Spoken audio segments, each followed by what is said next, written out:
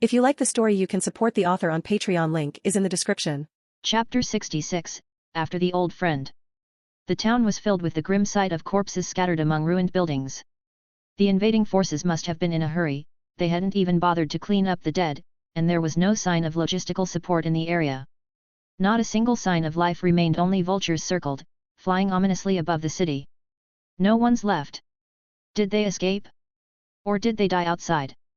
Ash stood in front of the only familiar building on the street, now burned to ashes. His expression turned gloomy as he took in the scene, the quiet devastation of a place he once knew. But with no one remaining, he naturally couldn't linger here. He took off, flying above the land to search among the scattered groups of refugees forced to abandon their homes, hoping to find some trace of familiar faces. Even if Anderson himself was probably no longer alive, his grandson, now around 30, might still be. The years might have changed him, but Ash figured he'd still be able to recognize him, probably. As he scanned the crowds, he couldn't find anyone he recognized, yet something else caught his attention. High above the refugees, he noticed a strange young girl gazing up at him with an expression of shock. This wasn't just the usual surprise at seeing someone flying. Her reaction held a deeper familiarity, a kind of recognition that struck him as strange. Curious, he descended to the ground, crouching down to look at her more closely. The child before him was dirty, dressed in a simple grey uniform that looked like something a magic apprentice might wear.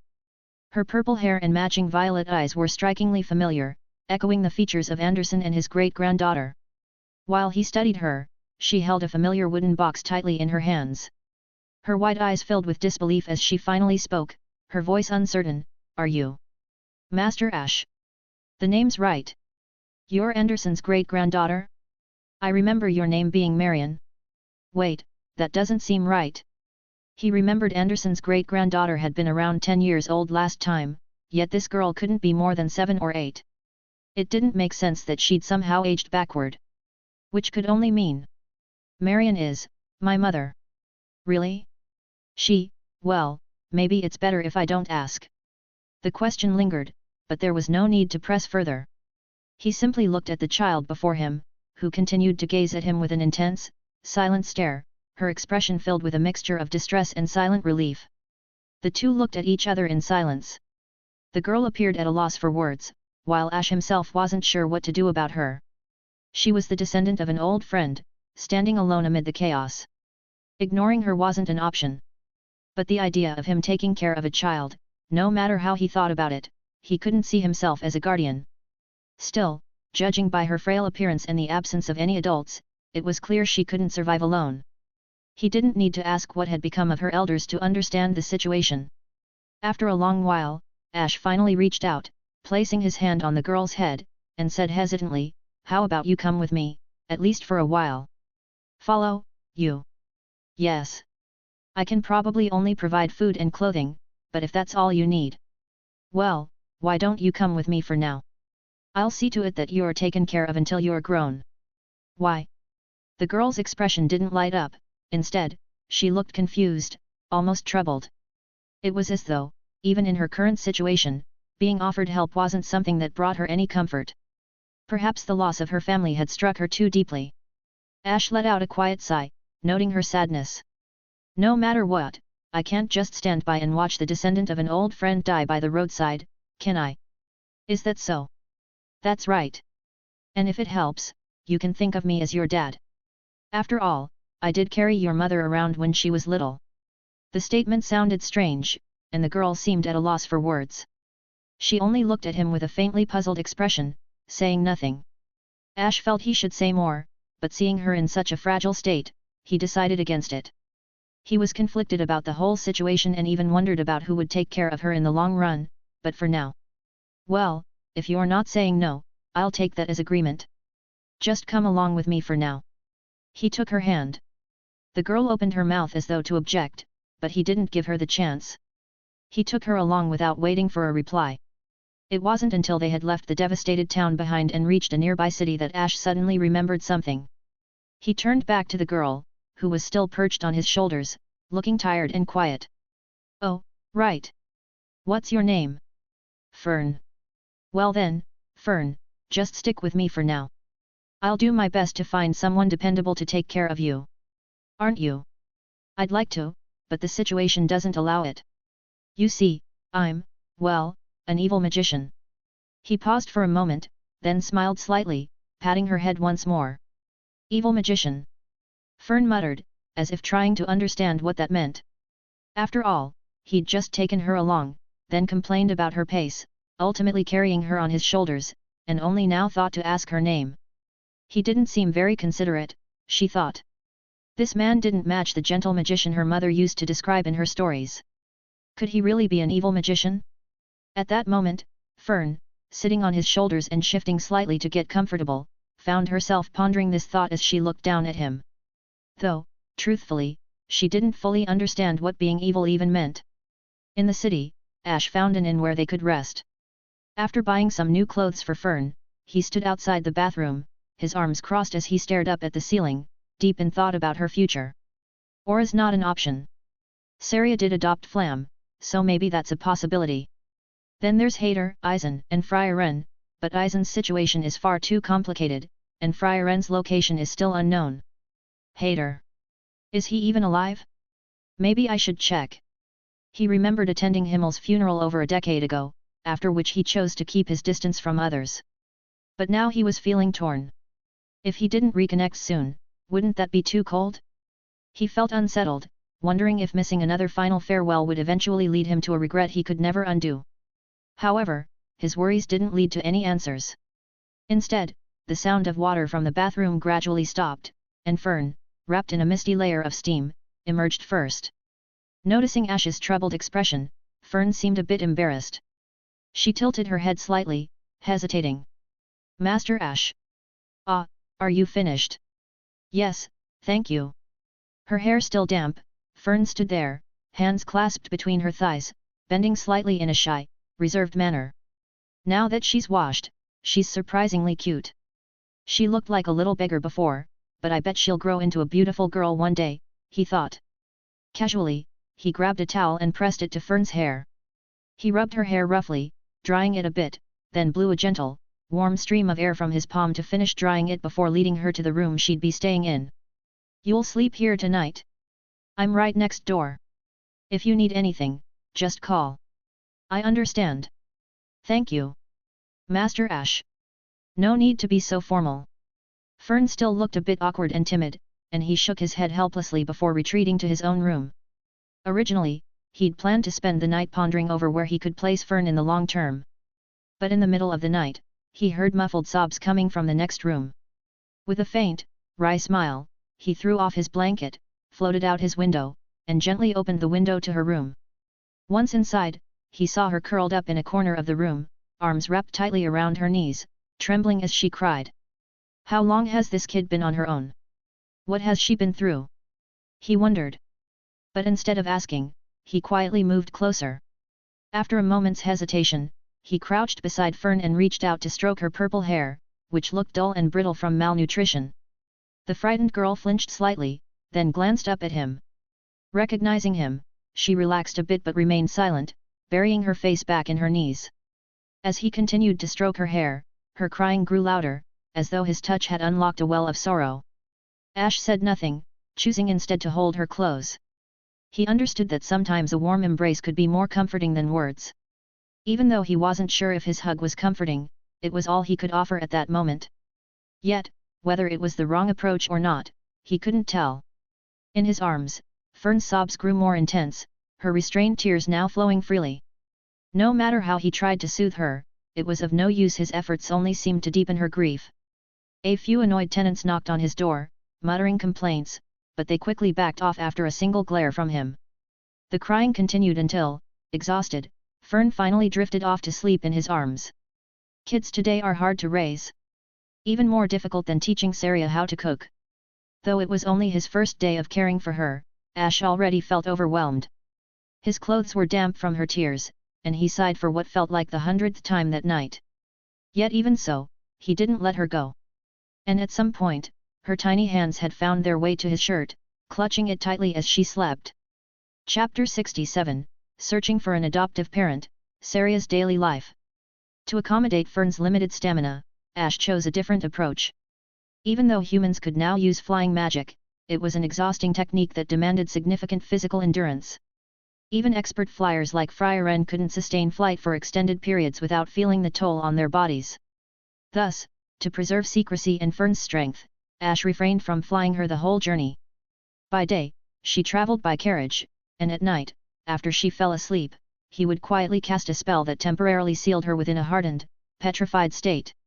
In this form, she became an unbreakable stone that he could carry with ease.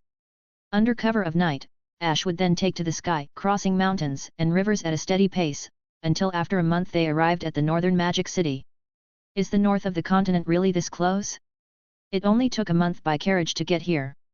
Fern, who was often shuffled between different carriages each time she woke up and barely ever had a full night's rest, stood at the edge of the bustling metropolis.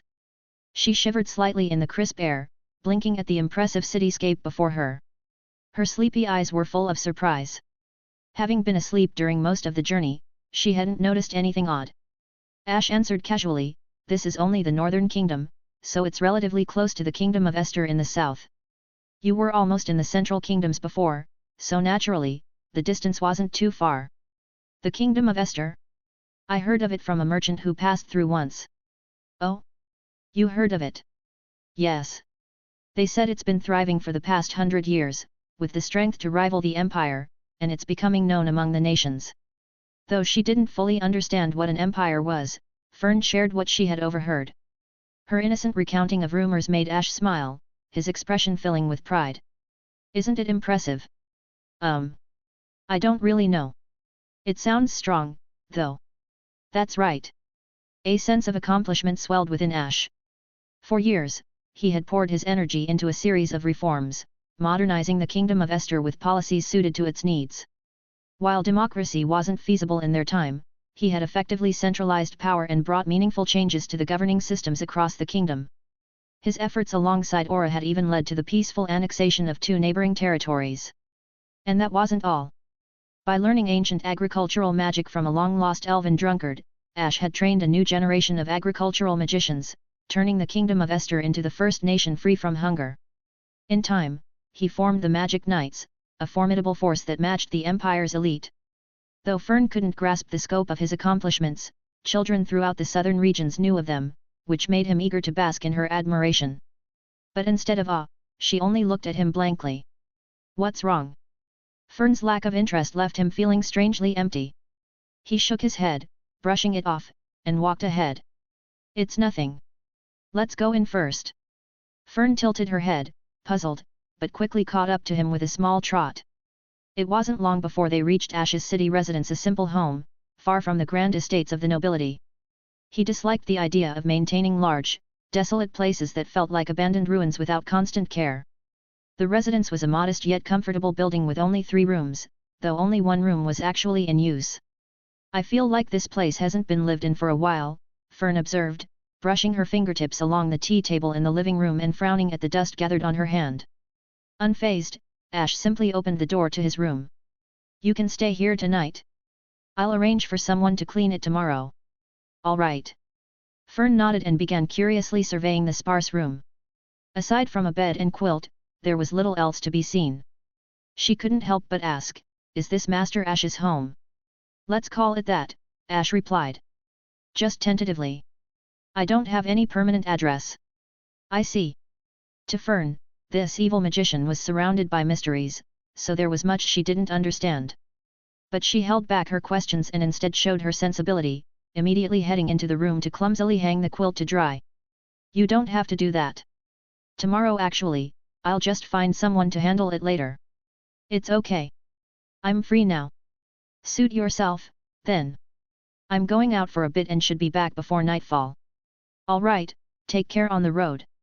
Ash, unsure of how to interact with a child, scratched his head before heading out. As he walked away, Fern, well-behaved and with her head slightly lowered, watched him leave with an expressionless gaze. Once he was gone, Fern glanced around, rolled up her sleeves, and set about clumsily tending to the unfamiliar household tasks.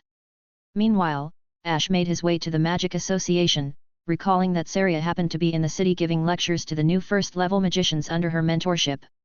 He quietly began asking people around the association if any of them would be willing to adopt a child. After all, he thought it better for a human to raise Fern than for her to be left in the care of a demon like himself. He was even willing to provide lifelong support if someone took her in. But, as he suspected, none of the magicians seemed particularly interested in raising a child. By the afternoon, as the crowd thinned out, he approached Syria and asked directly, "Syria, don't you ever think of raising a child? It must get lonely always being on your own, right?" "What nonsense are you talking about, idiot?" Syria looked at him as if he were mad. "If I were to raise a human child, I'd probably end up being the one who dies. So it's completely out of the question. Why are you even asking if you already know the answer?" "Well, it doesn't hurt to try. Even if the chances are slim, maybe you'd take her on a whim. After all, didn't you adopt Flam before? This child seems to have some magical potential. Don't you even want to consider it? Flam was a one-time thing, a whim. I'm not planning to do it again." Syria declined outright, then sneered at him. "But it's so unlike you to show this much concern for an orphan. What are you talking about? I'm not as cold-hearted as you. If I see a child who might starve on the roadside, of course, I'll help them out." "Cold-hearted? Really? Is that what you think of me?" "Just a joke, don't overreact. Don't worry, I won't do anything drastic. But I'd say it's about time, let's see how much progress you've made recently." As Ash displayed a wary expression, Syria's smile turned ominously sinister. What followed was hardly unexpected. Even though Ash was no longer the feared man of 1,000 years past, he once again found himself facing Syria's unreasonable violent outburst in the Magic City. Of course, it wasn't simply a random attack. Over the years, she had wanted Ash to eventually take over her responsibilities and had purposely crafted situations that would earn him favors from her subordinates, making it easier for him to step into her role in the future. With this in mind, whenever Syria planned to renovate an area, she would often strike without warning, especially while Ash was mid-sentence. Of course, she might also attack even when he wasn't speaking. Thus, in the blink of an eye, dazzling lights filled the air, rubble flew, beams collapsed, and side halls crumbled in this branch of the Magic Association. This sort of scene unfolded roughly once every decade. The older magicians had long since learned to flee at the first sign of trouble, while the newer, slower ones, relied on Ash to rescue them. After a round of Syria's merciless bombardment, the entire designated demolition site lay in ruins. Amidst the swirling dust, Ash was hunched under a destroyed section of wall, supporting it with his back, while a trembling young magician stood before him. Ash, his face streaked with blood, had shielded her completely, leaving her unharmed. However, when he clearly saw the young magician's face, he sighed in exasperation. "What is this, Sense? Speaking of which, don't you have the strength to protect yourself? And no, my hands and feet are shaking." With long brown hair and a doll-like appearance, Sense looked younger than her years, giving off a Lolita vibe. Her actual age was a mystery, and she was known for her usual blank expression, but at this moment, fear was evident in her wide eyes. Even though Ash's warm blood occasionally dripped onto her face, making her pupils tremble, she remained frozen in place. Then, Syria's dissatisfied voice cut through the dust. "Sense, do you really consider yourself a first-level magician? Maybe because you used too much force and the kid felt your magic." Ash replied, exasperated. "But you felt it too, yet you managed not only to escape but also to protect others," Syria noted, casting a disdainful glance at the still trembling Sense. She scoffed, "You may have the title of first-level magician, but this is the best you can manage." With that, she swaggered off, leaving Sense crestfallen, her head hanging in defeat. Ash sighed, resigned to cleaning up after Syria's antics. With a loud crash, he pushed the destroyed wall away with one hand, wiped the blood from his face, and squatted beside Sense. "Don't let it get to you. Though Syria may be harsh, she recognizes your abilities, otherwise she wouldn't have allowed you to reach first-level magician." "Really?" Though she seemed unconvinced, Sense's gaze softened, unconsciously revealing a hint of admiration and longing as she looked at Ash. Chapter 68. Noticing the silent longing in Sense's eyes as she sat on the ground, Ash was practically certain though Syria's plan was straightforward, it had indeed succeeded. Yet, despite the clear respect directed toward him, he couldn't bring himself to feel pleased for some reason. Instead, he still felt like Syria was scheming against him somehow. But looking at the girl in front of him, who seemed on the verge of retreating into herself after being struck by Syria's harshness, he sighed, gently stroked her over long hair, and told her solemnly. I have no reason to lie to you, right? And besides, you were frightened and almost got hurt. I think you should go up to her and ask for compensation. Is that so? Sense looked at him blankly, her face filled with doubt, even as she hesitated. She couldn't help but ask, if that's the case, why don't you ask for compensation, Master Ash? Because even if I asked, she definitely wouldn't give it to me. Ah? Then why should I? I'm different. If it's you, she'd probably give it to you. Probably. Sense stared at him, her mind struggling to fully grasp his words. But Ash didn't answer. He simply patted her head, stood up, and started to walk out of the ruins. Seeing him leave, Sense instinctively reached out, trying to stop him. Wait. Master Ash, are you leaving already? But what about your injuries? I just remembered I haven't fed the animals back at home yet. Go ahead and clean up the place as best as you can. A professional construction team will arrive soon anyway. Ash suddenly recalled that he'd rushed out and hadn't left any dinner money for Fern. So, with a simple goodbye, he left, already preoccupied with thoughts on how to rebuild the damaged section of the branch and how to prevent future expansions as much as possible. The girl, of uncertain age, remained sitting there, gazing at his back as he disappeared. At his temporary residence in the city. When Ash came back, he immediately noticed the little girl busily working with a damp cloth, wiping down the room. The bedding, which had been left lying around, was now freshly washed and hung out to dry in the yard. The cold northern climate had turned her small hands red, yet she continued her chores diligently, performing tasks beyond her responsibilities without complaint. It's like watching an adopted child, nervous about being abandoned, forcing herself to work hard, putting on a cheerful face, trying to prove her value. Seeing Fern's efforts, Ash couldn't help but sigh. And in truth, his assessment wasn't far off. Although she couldn't clearly hear his mumbling, Fern looked up, having heard the sound, and asked instinctively. Welcome back, Master Ash. What happened to you? Did you run into robbers? Finally taking a good look at him, she noticed that he was covered in dust, with blood on his face as if someone had struck him with a hammer. She immediately rushed over in panic. It's just that I ran into a bully. Thinking about Syria's smug face, he was a bit exasperated but tried to brush it off. However, seeing Fern's worried face, he couldn't help but add, I'm used to it. Really, there's no need to worry about it.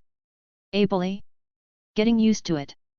Fern picked up on his words, but without further comment, she calmly began wiping the blood from his forehead, saying softly, it's really okay, this seems to happen often. Fern's concern finally burst out as he shouted, this isn't a small issue, is it? We have to go find the guards right away.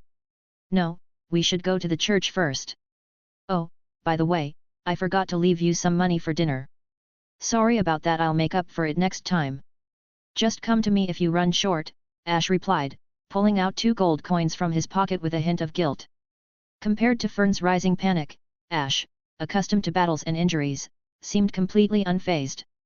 But his indifferent attitude, combined with his thoughtfulness, stirred up something warm and indescribable in her heart, like a mix of gratitude and frustration. Trying to hold back her tears, she pushed him forward and urged. Now is not the time to worry about things like that. You're still bleeding, hurry to the church. All right, I'll go. Just don't. No buts. Please, just hurry. With Fern's firm but frantic pushing, Ash finally found himself inside the church, where they saw to his wounds. That night, when Ash settled down to rest, he noticed his quilt was filled with a faint but comforting scent of sunshine, reminding him of something long lost.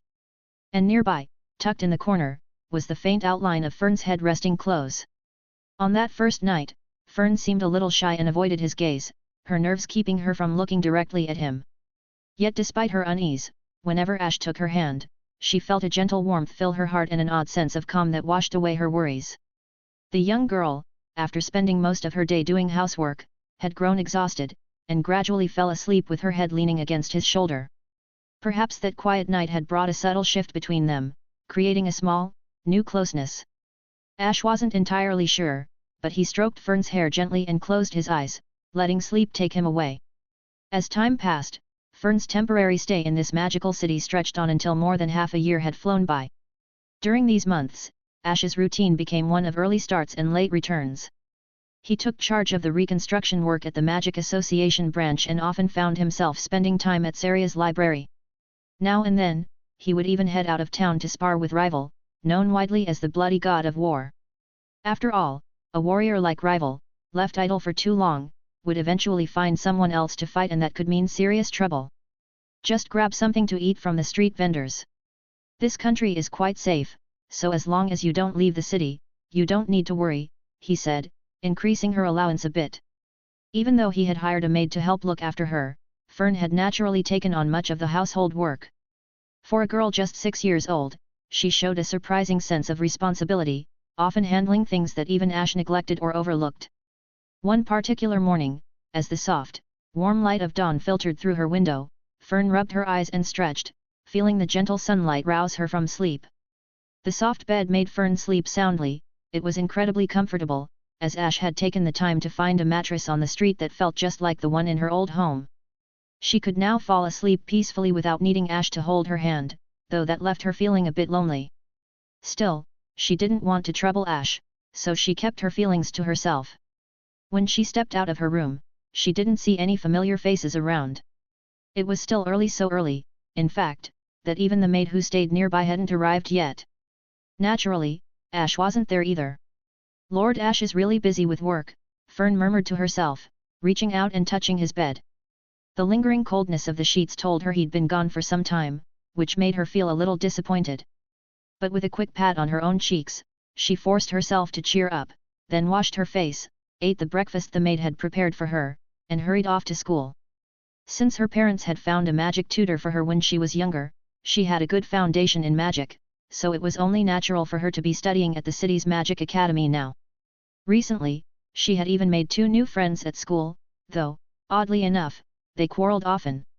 But the teacher said that being able to argue like that is also a sign of a strong bond. Master Ash and I have never argued. Does that mean we don't have a good relationship? Fern wondered to herself. The sun was just starting to rise, and the air on the street was chilly in the early morning. Fern hugged her hands close to her face to warm them as she pondered. But soon, she stopped thinking about it, as she noticed the 2 familiar figures approaching. The girl with orange hair and twin ponytails, and the silver-haired girl with blue eyes, were bickering as usual, bringing a smile to Fern's face. "Good morning, Connie, Robinier," she greeted them warmly. "Oh, Fern.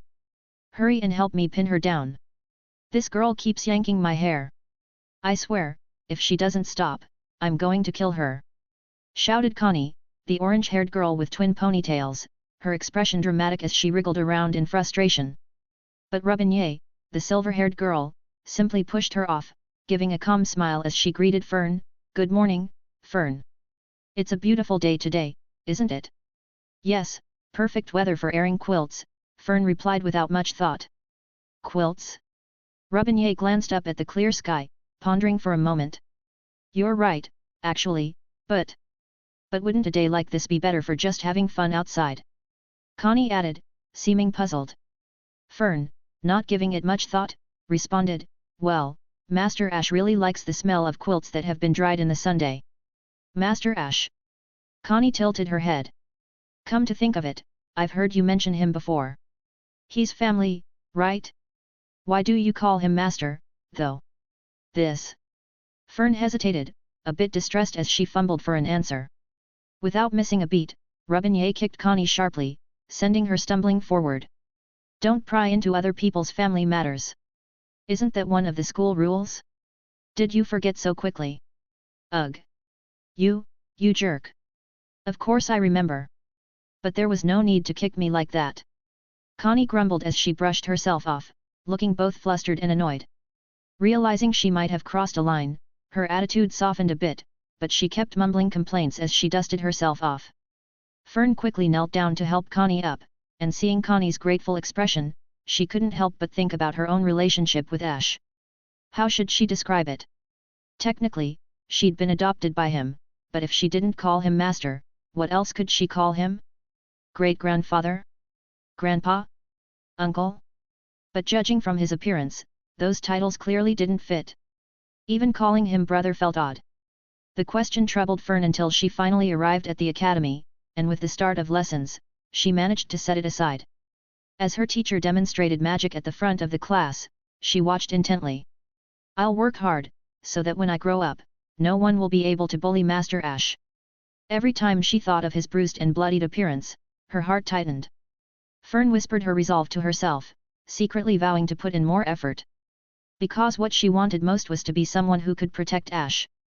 Rather than worrying about their exact relationship, this was her biggest dream right now.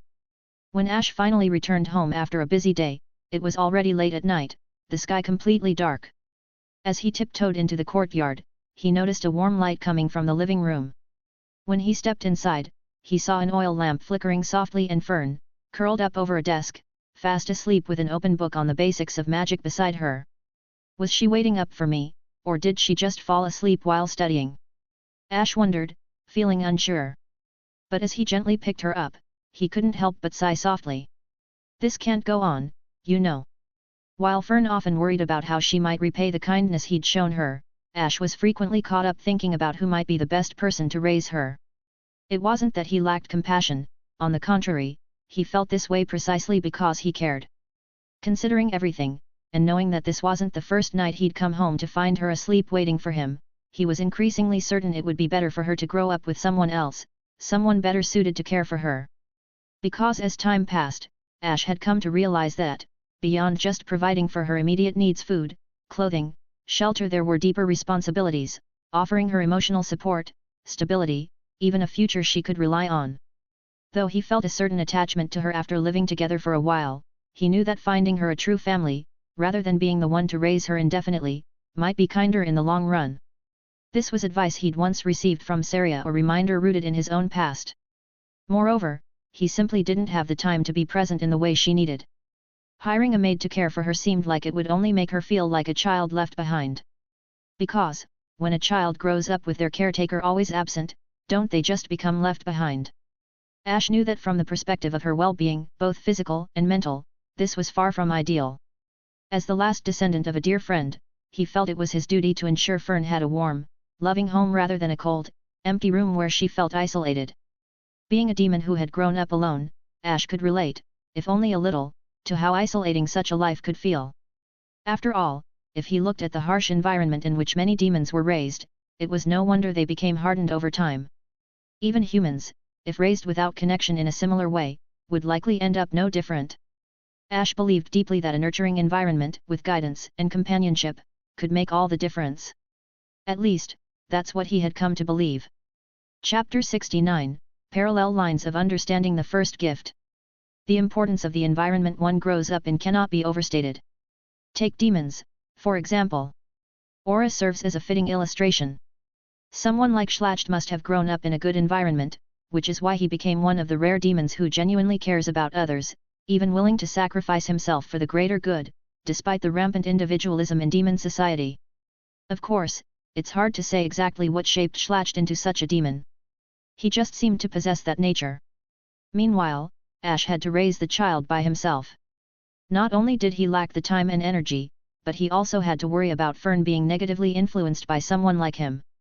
Unfortunately, he didn't have any normal friends in his circle, and most of his close ones were gone. If he asked Aura for help, there was a real risk it could end tragically. At least now he was entirely anxious about Aura's involvement. Most nobles in this kingdom were basically controlled by Aura. If they were entrusted to his care, their fates would be sealed should he lose control. So, after much contemplation, and over half a year of worry and searching, Ash still hadn't found a suitable guardian for Fern in this magical city. He finally decided to turn to Hader for help. He had been concerned that Hader might not be alive anymore, but an investigation revealed that Hader was retired and surprisingly alive and well. As a highly respected bishop of the Holy City and a former hero of salvation, Hader had a much stronger reputation, and the people he associated with were more serious and reliable. Naturally, Ash immediately dismissed the option of having Hader take on the role himself. After all, it was hard to say when that wine-drinking, meat-loving priest might die, and Ash wasn't exactly confident in his ability to raise a child. If only Himmel were still alive, he'd be the ideal candidate in both character and temperament. Sadly, the goddess hadn't been particularly fond of him, and he was the first to die among their team. Though our time together was brief and regrettable, I'll definitely help you watch over her. Now, sleep peacefully. Gently, he placed Fern onto the bed, covered her with a blanket, and softly stroked her hair, which was slowly regaining its healthy sheen. He then silently resolved to do everything he could, even if it took 1 or 2 years, to have Hader find a suitable home for the child. The next morning, warm sunlight spilled onto his face, rousing Fern from a deep sleep. Under the gentle nudge of the morning sun, she rarely allowed herself a moment of idleness, stretching and wiggling on the bed before finally getting up, rubbing her sleepy eyes. Master Ash must be away again today, she muttered, habitually patting her face as she sat on the edge of the bed, a trace of loneliness in her voice. But then, no, I'm here today. Master Ash. Startled, she turned toward the voice, only to see Ash, who was almost always absent, sitting at her desk, flipping through a magic book she couldn't understand at all. She quickly stood up, tidied her messy hair and pajamas, and bowed her head respectfully. Good morning, Master Ash. Is there something you need today? Don't be so tense, try to act more naturally. The girl's nervous demeanor reminded him once again that this wasn't the attitude one should see in a typical family setting. Ordinarily, he should be patiently working to soothe the inner pain of this traumatized child and slowly build trust, making her feel less restrained. But whether it was because he'd become numb after living so long, or perhaps because he worried that forming too close a bond would be unwise, he just couldn't bring himself to do it. He had tried everything he could think of, yet after more than half a year, things were still the same. He didn't know what exactly he should do to make her feel closer to him. Looking at the girl sitting so stiffly, he finally made up his mind, put down his book, and crouched in front of her. Fern, do you have class today? Yes, there's nothing special scheduled. Is something the matter? Ash was always very busy, sometimes vanishing for 3 or 4 days or even a week. It was the first time he'd asked her a question like this, showing interest in her schooling, which made Fern look a bit surprised. It's nothing, really. I just thought I'd like to visit an old friend. Would you like to come with me? Me? Fern blinked, slightly confused, but agreed without much thought. Of course. Then maybe find a good moment to say goodbye to your friends. Goodbye? Why? Well, he lives pretty far away in the holy capital of the Central Kingdoms. The answer came almost automatically, leaving Fern feeling curious as she tilted her head in confusion. But isn't the Central Continent actually very close? Actually, I plan to stay there for a year or 2. After all, it's been a long time since we last saw each other. That's all, Ash explained vaguely, making up an excuse. He felt he needed to wait until he found the right way to tell her the real reason. That way, they could at least enjoy the journey in the spirit of a trip, making it easier and more enjoyable for both of them. Hearing such a long time frame, Fern's eyes widened slightly, but she didn't protest and instead nodded. I understand. I'll say goodbye today. Good. I'll come with you, and we'll speak with your teacher as well. Thank you, Master Ash. There's no need. Being treated so formally by the child always made him feel a bit awkward, but he understood her behavior and said nothing more. In truth, Fern felt a little disappointed and reluctant to part with her friends, but she was too mature for her age to voice it. It's worth mentioning that Ash believed the main reason for their lingering distance was that, from the day they'd met, Fern had never once refused any of his requests, not even a tentative suggestion, and had never made a single request herself. So, together they went to school, managed her temporary leave of absence without delay, and Fern bid farewell to her friends. He exchanged only a few words with the second-level magician teacher to formally arrange her suspension of classes. Of course, for the sake of Fern's future, Ash was also thinking about finding a magic academy for her to attend once they arrived in the holy city. Inside the carriage, Fern sat quietly on the floor, unlike typical children who might have been excited about leaving the city. As they passed through a bustling district on their way out, she gazed out the window with a quiet curiosity. Having always lived on a peaceful street and traveled along a secluded path to school, this was her first time stepping into the lively, chaotic heart of the city in a long while. The bustling streets outside were lined with an array of stalls displaying brightly colored meats and vegetables, creating a vivid and vibrant marketplace. Vendors called out energetically, and their voices overlapped, adding excitement and life to the beginning of their journey. Yet, while Fern was intrigued, the crowd and noise seemed a bit overwhelming to her, and she unconsciously shifted closer to Ash for comfort. However, as the carriage moved on, Her eyes were caught by a vendor selling silver leaf bookmarks along the roadside, and she couldn't help but stare at them.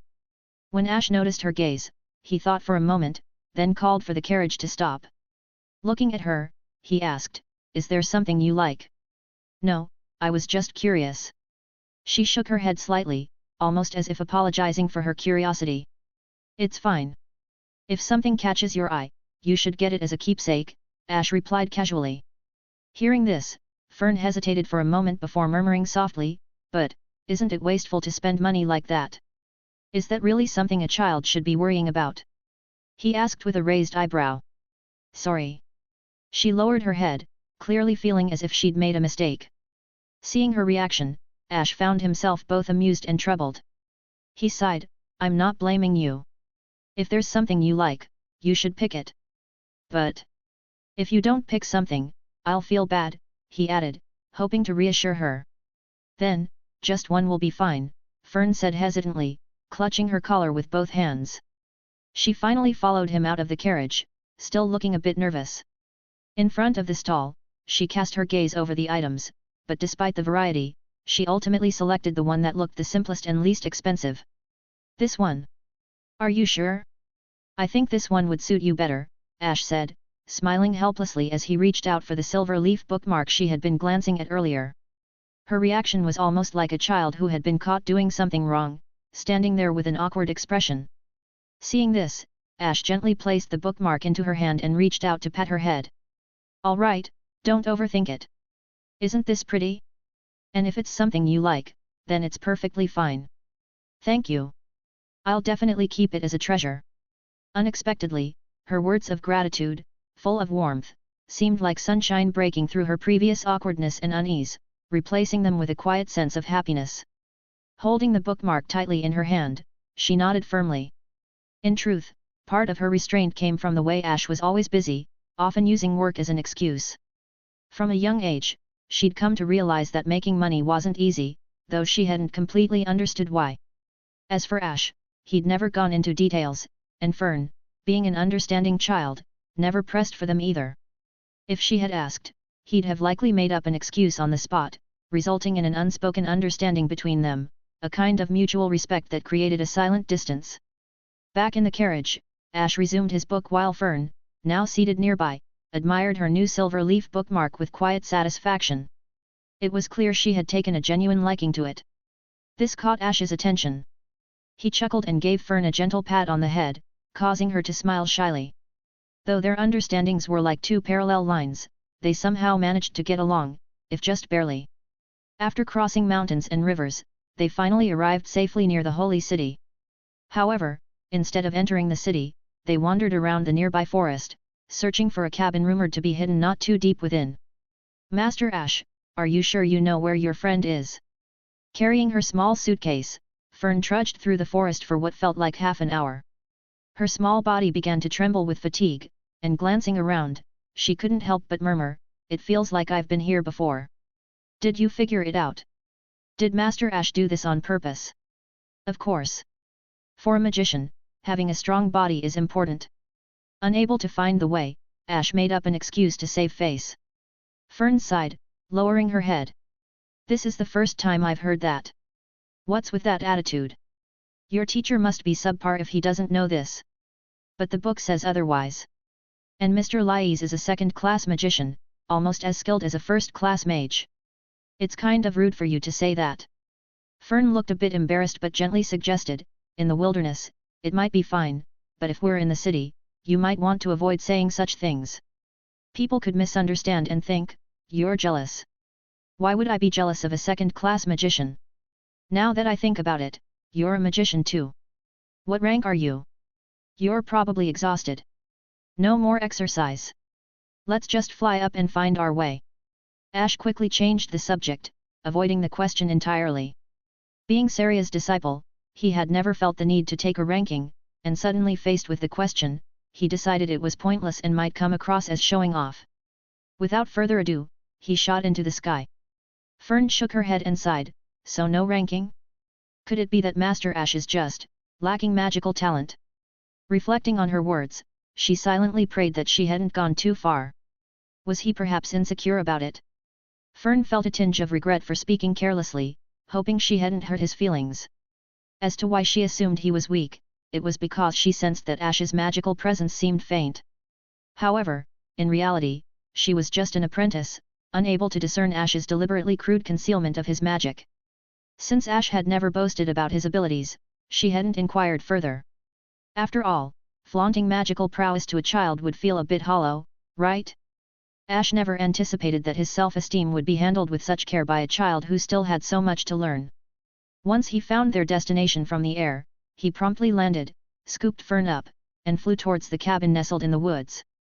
As they approached, the lonely cottage emitted a steady stream of black smoke from its chimney, and the tantalizing aroma of stewed beef and potatoes wafted toward them. It was evident that someone was cooking inside. That old drunkard must be feasting on meat and wine again. Seems we've arrived just in time, Ash muttered to himself with a grin. Happily taking Fern's small hand, he led her up the steps, ready to enjoy a long overdue meal. Fern, however, looked a bit hesitant. After all, they had come from afar and hadn't even brought any gifts, yet they were already thinking of eating for free. Was this truly acceptable? T/N, when I first uploaded this FIC, my initial plan was to release 2 chapters a day during the first week only. However, the overwhelming support you all showed by giving Power Stones and boosting its ranking completely exceeded my expectations. Unfortunately, I can't promise 2 chapters a day as I originally hoped, but I want to give back for all the love you've shown. So, here's my heartfelt promise: for every 300 Power Stones, I'll release 1 extra chapter as a token of my gratitude. Chapter 70 Hater, Be a Decent Person.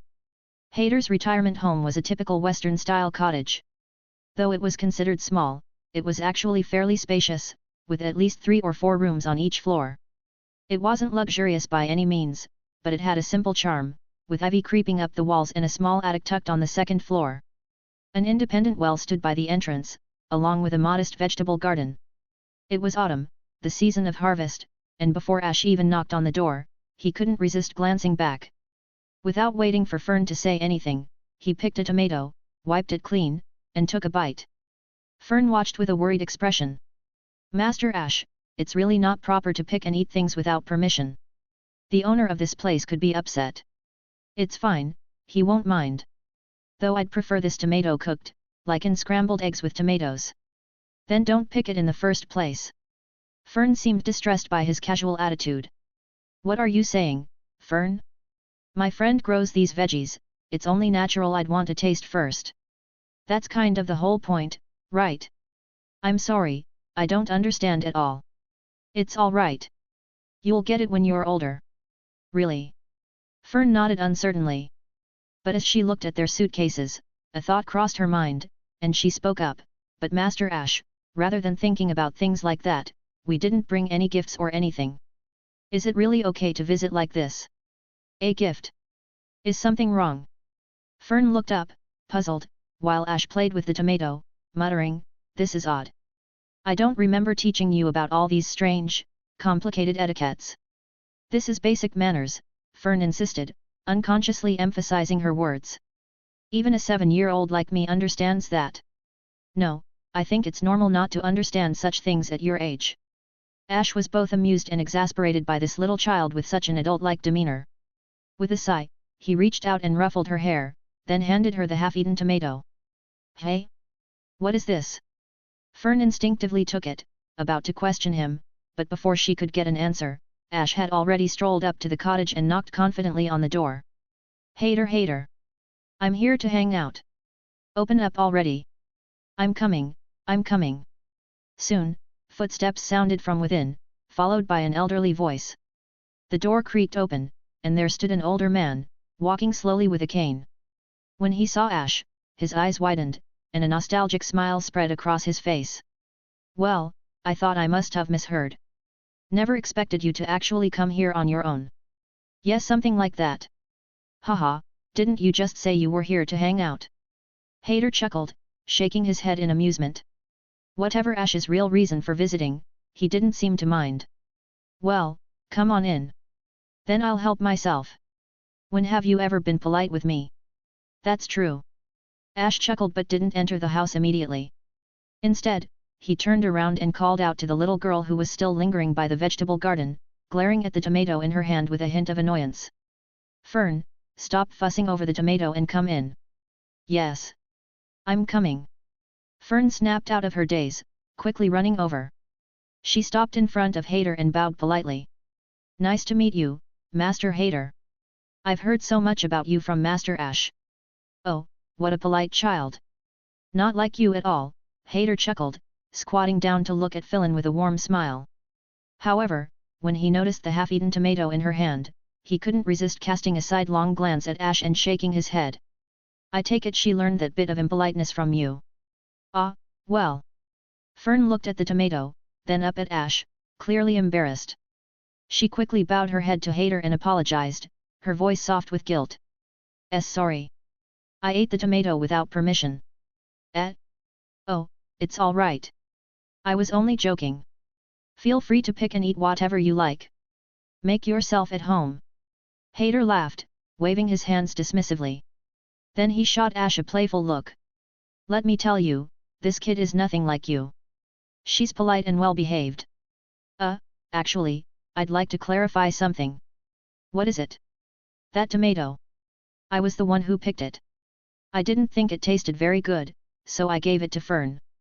Ash hesitated, realizing it wasn't right to let the child take the blame, and finally confessed. Hater's smile froze. After a long silence, he dropped his kindly demeanor and scolded him sharply. Could you be decent for once? You actually let a child take the blame for you. No, this is your own misunderstanding, isn't it? Ash protested. The child admitted it herself.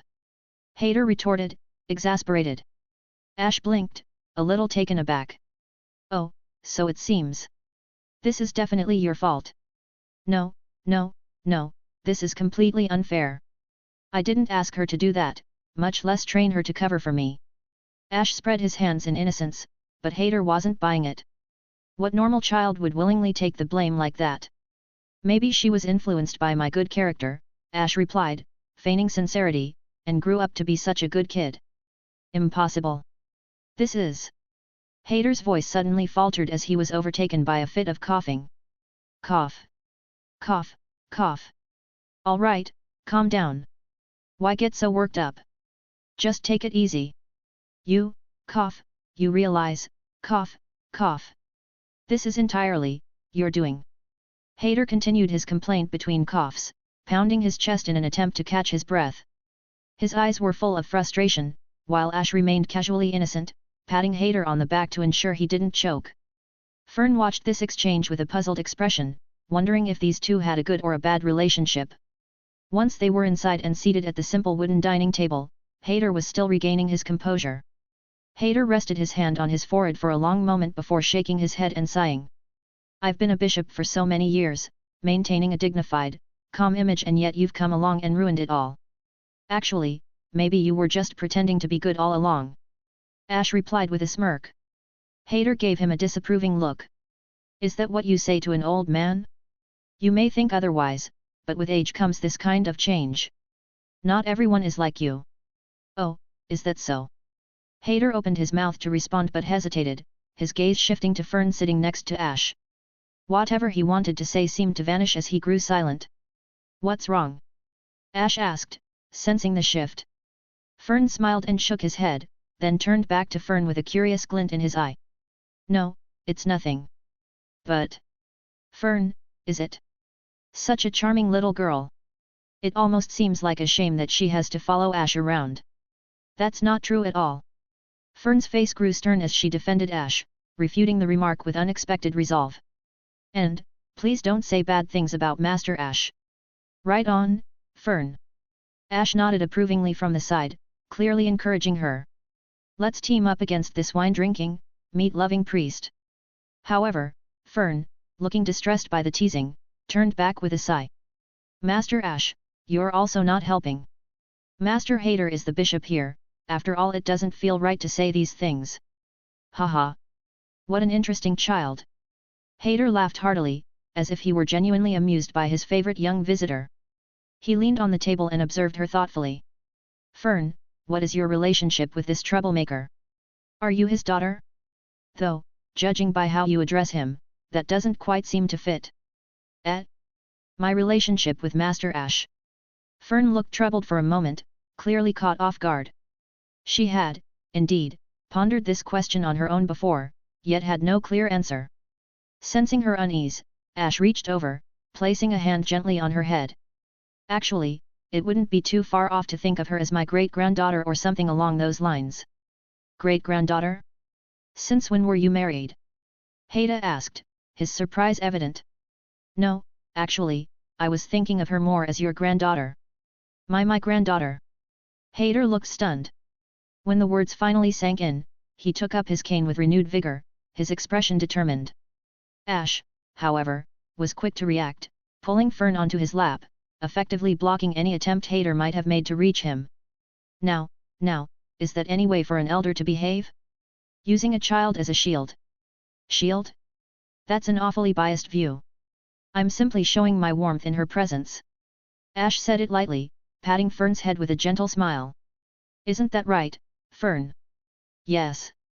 I suppose so, she replied, clearly embarrassed by being used as an innocent buffer between the two. Nevertheless, she obediently stayed seated on his lap, looking both flustered and a bit resigned. Haida observed the exchange thoughtfully for a long moment before finally speaking, his expression shifting to something more serious. Ash, could we speak alone for a moment, as old friends? What's on your mind? Something important.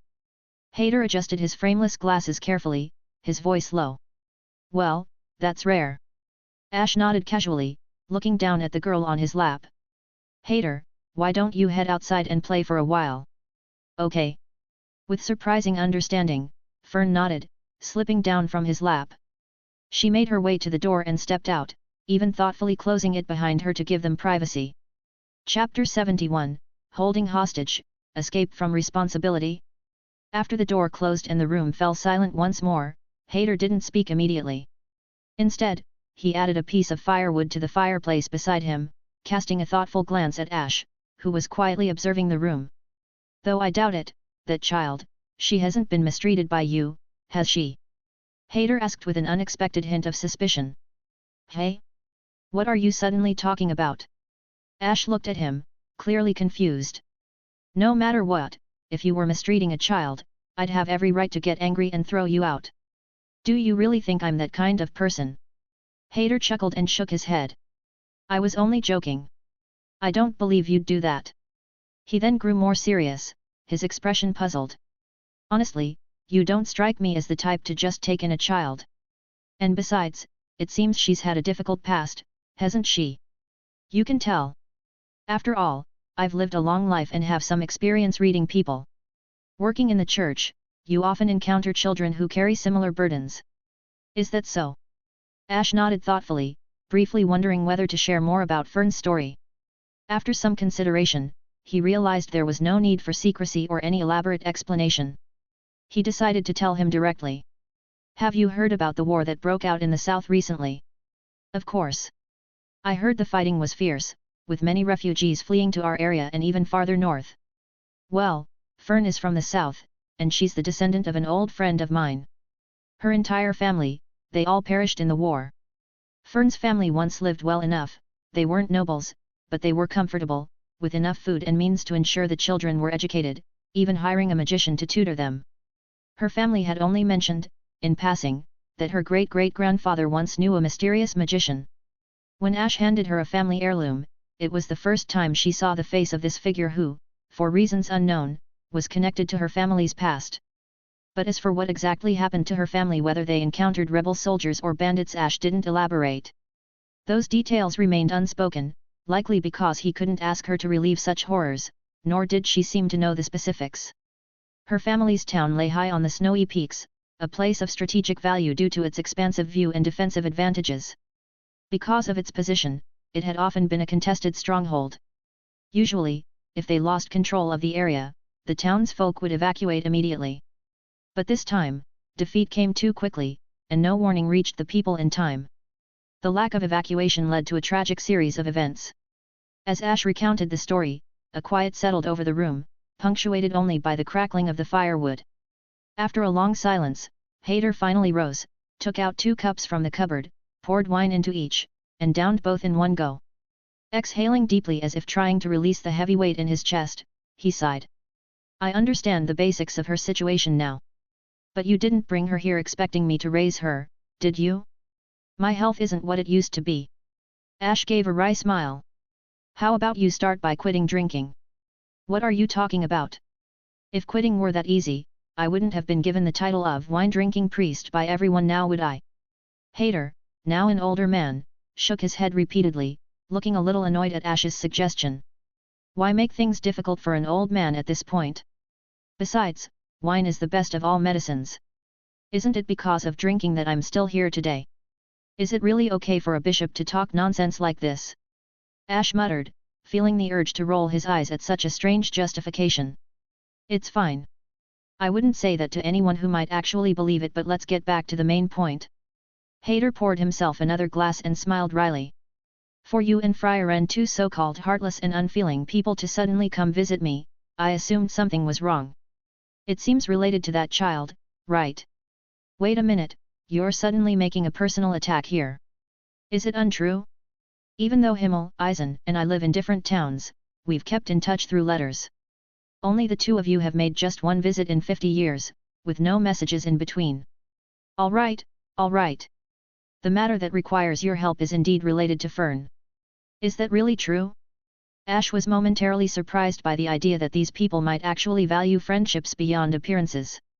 But he simply pretended not to have heard it and continued speaking seriously. Hader, however, gave an annoyed smack of his lips, looking completely unashamed. Tisk, it's so shameless of you to ignore my complaints and then boldly make demands. Why is an elder like you arguing over such trivial matters with someone younger than yourself? Ash spread his hands, as if trying to ease the mood. In terms of age, aren't you actually older than me? Hader quirked a brow. Who really knows?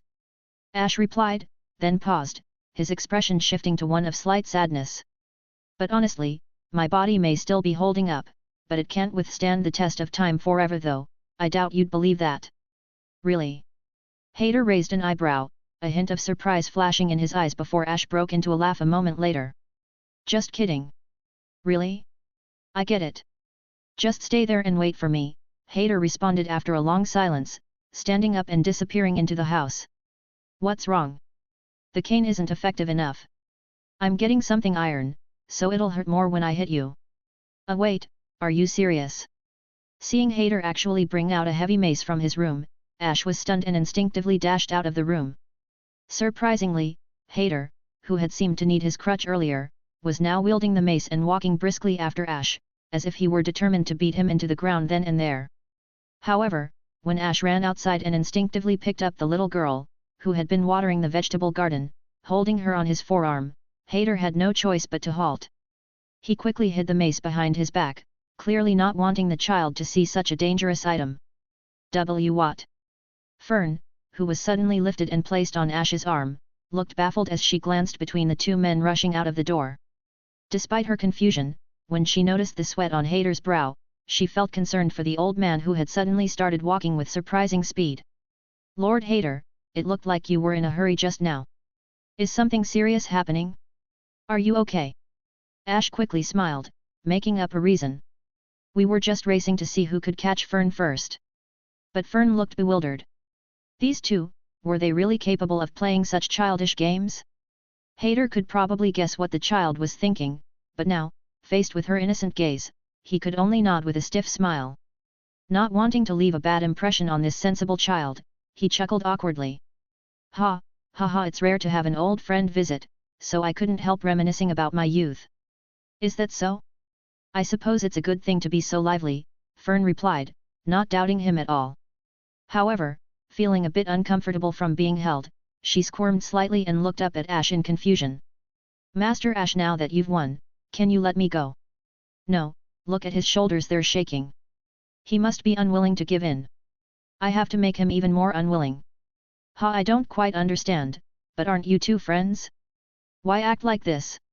It's exactly because we're friends that I want to add insult to injury. Is that so? I feel like that makes a strange sort of sense. Thinking of her friends, Connie and Rubinier, who were always bickering with each other, Fern nodded in agreement without realizing it. Seeing this, Hader couldn't help but start to worry, was this guy leading Fern down a strange path? Once they finished their antics, they returned to the house. At Ash's encouragement, Fern shyly enjoyed Hader's beef stew with potatoes. After a long journey and trek through the forest, she was exhausted and soon fell asleep early in the guest room. In the quiet of the living room, Hader sat with a hidden look of exasperation, watching Ash shamelessly drink his treasured wine and nag him into preparing more braised meat. If it had been anyone else, Hader would have long since kicked them out. But with Ash he felt helpless, unable to do anything. Recalling Fern's obvious attachment to Ash during their brief time together, he tapped his fingers on the table meaningfully and spoke up. "Now, I want to talk about something serious." "I'm listening." "No, you're the first person to drink, eat and chatter on in front of me like this since I became a bishop. It's an honor." "I wasn't exactly complimenting you, never mind." Hader sighed, though a familiar smile softened his face. Shaking his head, he continued, "You know, don't you? The bond between you and Fern, it doesn't feel like that of a simple foster parent and child. I feel the same way, which is why I came here. I was hoping you could help me find someone reliable to take care of him." "Someone reliable? Can't you do it yourself?" "Honestly, I might not have much time left, so I'm hoping you'll take care of Fern for me. Or could you bear to let her end up alone on the streets?" Hader frowned at Ash's words, falling silent for a moment. Then he spoke in a reproachful tone. "Are you really asking for a beating?" "It was just a joke, don't get too worked up." Ash waved his hands with a light smile. "In truth, I just feel I'm not suited to taking care of Fern." "Are you trying to evade responsibility? I didn't expect you to pass on your duties to others so easily." "I have my reasons." "Are you about to claim that you're dying again?" Hader felt his patience wearing thin, the urge to truly scold Ash bubbling up. But this time, Ash set down his braised meat, his demeanor suddenly serious. "No, I mean it. I simply don't think I'm the right person to care for her. You've seen it yourself the way Fern and I interact." Hader pondered, then spoke slowly, "From what I can tell, the child seems to be holding something back. Sometimes, she gets close to you, but other times, she keeps an unnecessarily polite distance." "How long have you known each other?" "With the journey included, close to a year now, I'd say." "Really?" Hader removed his glasses and rubbed his temples. "Is it because she's deeply hurt, or because you're, well, irresponsible?" "The problem is with me." "What exactly is it?" "To be honest, I'm extremely busy, and I can't properly look after her. Most of the time, she's on her own, with only a maid occasionally checking in. That's why I'm asking you to help find someone suitable. The kid might be hurt by this. But it's a solution that benefits us both." "Benefits you both, I see." Hader didn't press further or ask why this arrangement was supposedly good for both of them. He could guess why Ash felt this way. It reminded him of the past, back when their adventure had ended and everyone had urged Fryaren to consider taking on an apprentice, someone to keep her company on her endless journey. But Fryaren had only replied, "It's a waste of time. No matter how much you teach, they're gone in the blink of an eye." Hader understood Ash's hesitation through that memory, so the following day, he started reaching out to contacts in the Holy City, hoping to find a suitable candidate. In the days that followed, various people began visiting the cabin in the woods. They would come, spend time, and leave. But no matter who they were, Fern remained unsatisfied, gradually realizing why Ash had brought her here in the first place. Yet, she didn't openly acknowledge it. She simply sent each visitor away, even as she grew increasingly aware of the reality she couldn't escape. Despite her efforts to avoid the truth, she was finally forced to face it.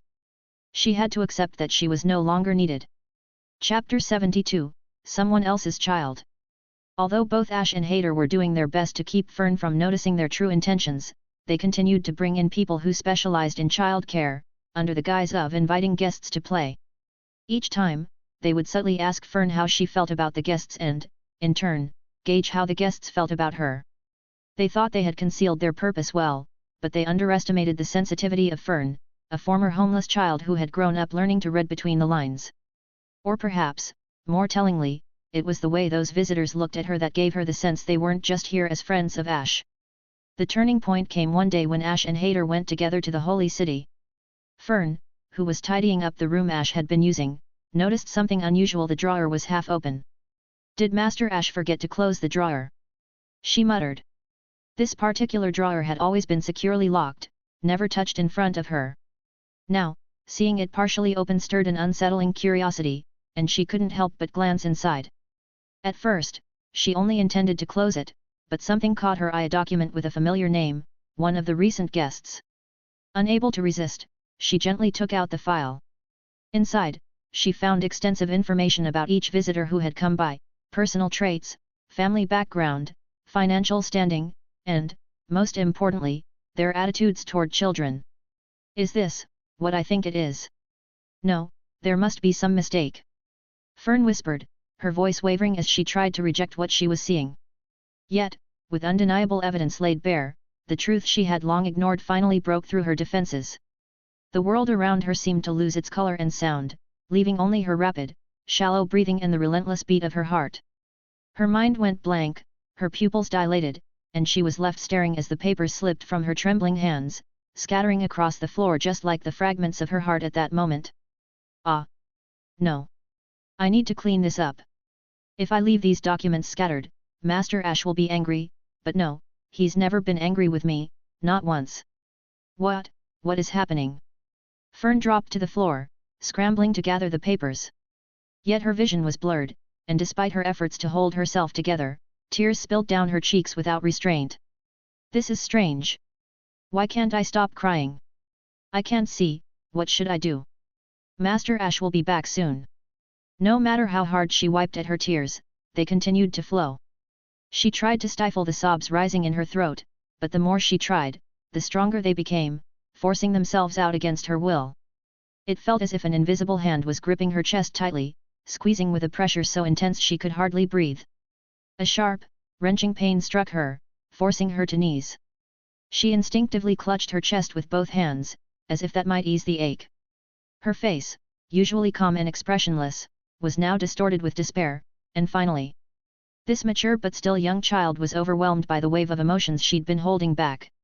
She covered her face, trying to silence her sobs, desperate to hide any sounds he made. But her emotions refused to be contained, the quiet wail seeped between her fingers, filling the empty room with her heartbreak. Meanwhile, Ash had been dragging Hader through yet another circuit around the holy city in search of a suitable candidate. After what felt like the nth round of interviews, Hader could no longer hide his growing frustration and exasperation, feeling increasingly doubtful that they would ever find the right person for this task. It wasn't just that Ash's requirements were demanding. Fern had no desire to leave Ash at all. Why can't he see that the child doesn't want to leave him at all? Hader thought, feeling helpless about the current situation. After spending some time observing, however, he understood he couldn't blame Ash entirely. Ash genuinely was busy with various matters, and Fern's personality made things complicated. Fern was too introverted and kept her feelings hidden. He was overly considerate, maintaining a distance no child should have. It would confuse anyone. The two of them were completely unclear about each other's true feelings, yet Hader, an old man watching from the sidelines, could see it all clearly. Caught in this unspoken tug-of-war, he decided to give Fern a chance. Quietly, he used a spare key to unlock Ash's drawer before going out. Today, he didn't spend much time wandering around the holy city with Ash. He quickly excused himself, saying he felt unwell and didn't want to burden the old man. Though Ash wanted to meet more people, he worried Hader genuinely wasn't feeling well, so he compromised and returned home with him. But just as they pushed open the half-open door, Ash was taken aback to hear the muffled sobbing of a child coming from the living room. What happened? Did you fall, or? He trailed off, frowning.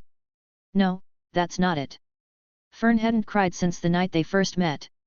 Remembering this, he instinctively reached for his sword and rushed into the room. However, the scene he anticipated wasn't there. Instead, he found Fern sitting on the ground, covering her face with both hands as if trying to hide all her pain and sadness. Her small body was still trembling. Papers lay scattered across the floor, and the drawer beside her was wide open. Did I forget to lock it? Ash was momentarily confused, glancing at Hader for guidance. But Hader only gave a faint smile, turned, and walked out, pretending not to see anything. He closed the door behind him. Ash hesitated, looking back at Fern on the floor.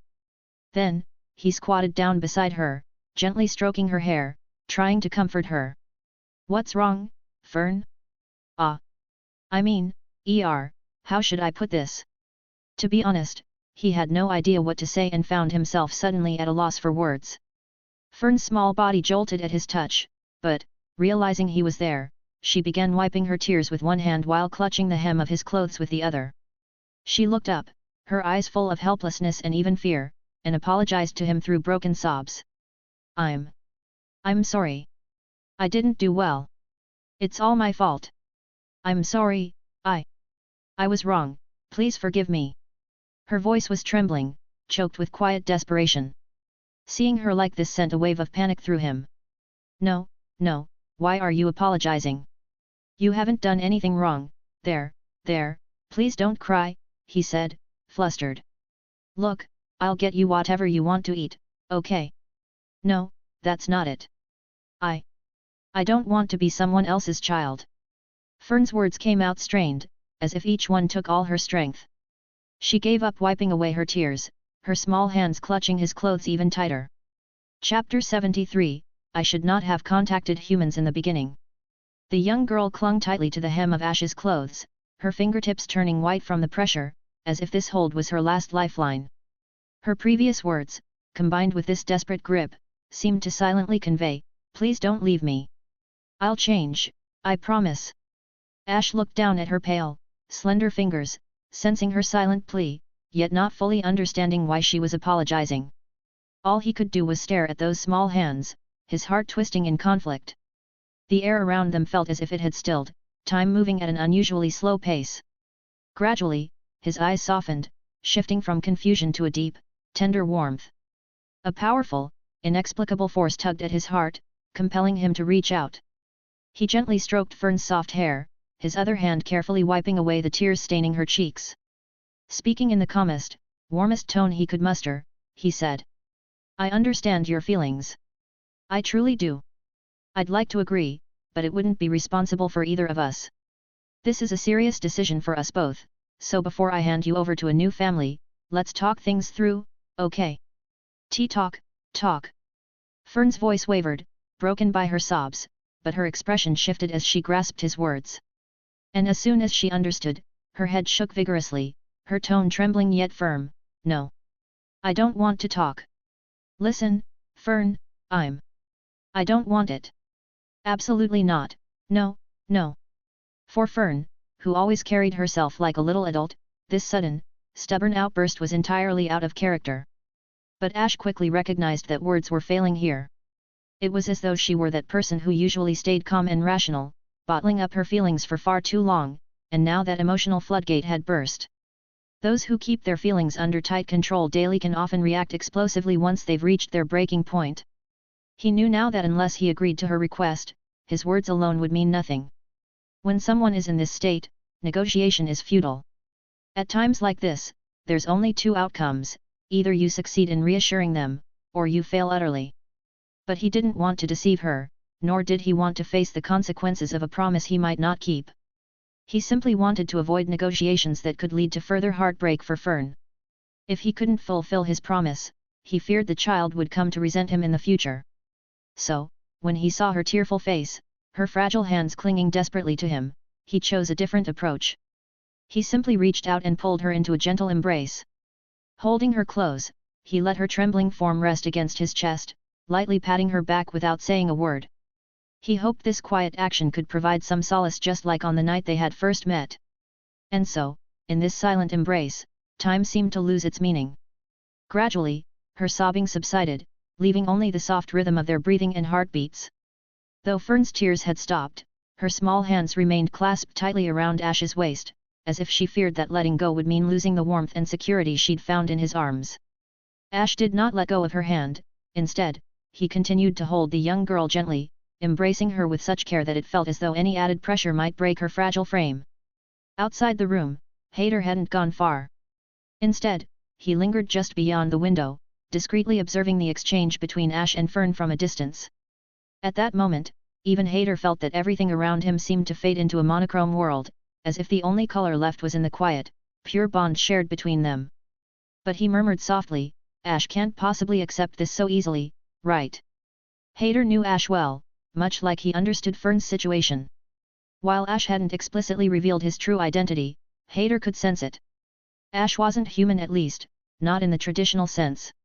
No human could defy the passage of time as he did, with a body that showed no sign of aging and, if anything, continued to grow stronger.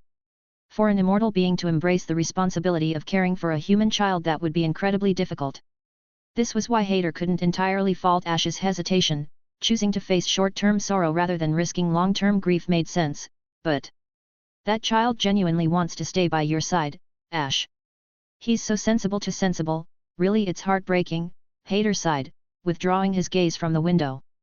If he were 10 years younger, or if Fern hadn't met Ash, Hader thought he might have still considered adopting the child himself, even if it felt utterly unwise. But as things stood, with someone like Ash in the picture, there was no space for him to step in. Because, in truth, his age simply didn't allow it. He was over a century old. At his age, Hader worried about whether he'd wake up from each night's sleep. He feared the thought of his body decaying in bed if he passed unnoticed. As grim as it sounded, this was the reality he faced as an elderly person living alone. So, even if Ash might one day walk away from his responsibilities, Hader knew he had to find someone to look after Fern. Otherwise, how would this child survive alone? Originally, he had intended not to meddle too much. But watching Fern tugged at his heart, and he couldn't help but step in, even if only slightly, and push things along in the hope of securing the girl's future. Finally, after a long wait, Fern cried herself to sleep. Ash gently lifted the exhausted child, carrying her to bed. Hader slipped quietly back into the room. Noticing that Fern still hadn't let go of Ash's hand, even in sleep, Ash glanced toward the open drawer across the room. He cast a questioning look at Hader, who approached silently, even foregoing his cane to avoid making a sound. In a hushed voice, Ash said, "Hader, you're the one who opened that drawer, weren't you? Are you suspecting your friend now?" Hader replied, feigning surprise. "Did you forget to lock it yourself?" There was even a trace of mock indignation on his old face. But Ash only looked at him with a cool, unwavering gaze. "Stop pretending I know you too well." Hader heaved a long sigh, clasping his hands behind his back and shaking his head. "I never expected that, at the twilight of my years, my own kin and friends would turn against me." Ash's urge to punch Hader was almost overwhelming, yet he held back. His hand brushed over Fern's hair as she slept soundly, her head resting on her knees, tears in her eyes. Ash let out a long, weary sigh, as though trying to release all his pent-up emotions into the air. Only then did he manage to calm himself. If she'd simply forgotten to lock it, the child would never have opened it. It must have been opened by someone else, and that's how the name was revealed. "You really do know Fern well," Hader commented. "Whether I like it or not, I've known her for over a year." "I suppose I understand her," Ash replied. "Really? Really?" Hader nodded with a mischievous smile. Seeing his attitude, Ash couldn't help but want to throw something at him. "You got me into this mess for no reason, and now you act like this." "Oops, my bad," haha, Hader laughed, clearly unfazed. He had already made his plan clear and, now satisfied, he smiled to himself, assured of his goal. With that, he turned and left the room, closing the door behind him. What's gotten into him all of a sudden? Ash stared at the closed door for a moment, his mind clouded, before he lowered his head in frustration. Looking down at the little girl lying on his lap, he absently stroked her hair, letting out another long sigh. "Taking care of a child is more troublesome than I thought. I shouldn't have gotten involved with humans in the first place." But by now, it was too late to regret it. He had even started forgetting that he'd once been human. He had spent far longer as a demon than he ever had as a man. The next day, when Fern woke, she found Ash lying beside her. After a closer look, she realized, she was in his room. The memories of the previous night came flooding back, making her nose tingle and her chest tighten as she struggled to hold back her emotions. She carefully gathered the clothes she'd worn the night before, then quietly got up. She went out to the yard to fetch water from the well, as she usually did every morning. In the open yard, without a fence, the gentle morning light brushed against her skin, bringing a soft, delicate warmth. Birds chirped in the trees, as if nature itself were embracing her in a quiet hug. The peace of the scene didn't soothe her entirely, though. Just thinking about what happened the night before left Fern feeling downcast. Ash hadn't agreed to her request. It felt as though everything had already been fated, and the thought of having to bring up the topic again later filled her with dread.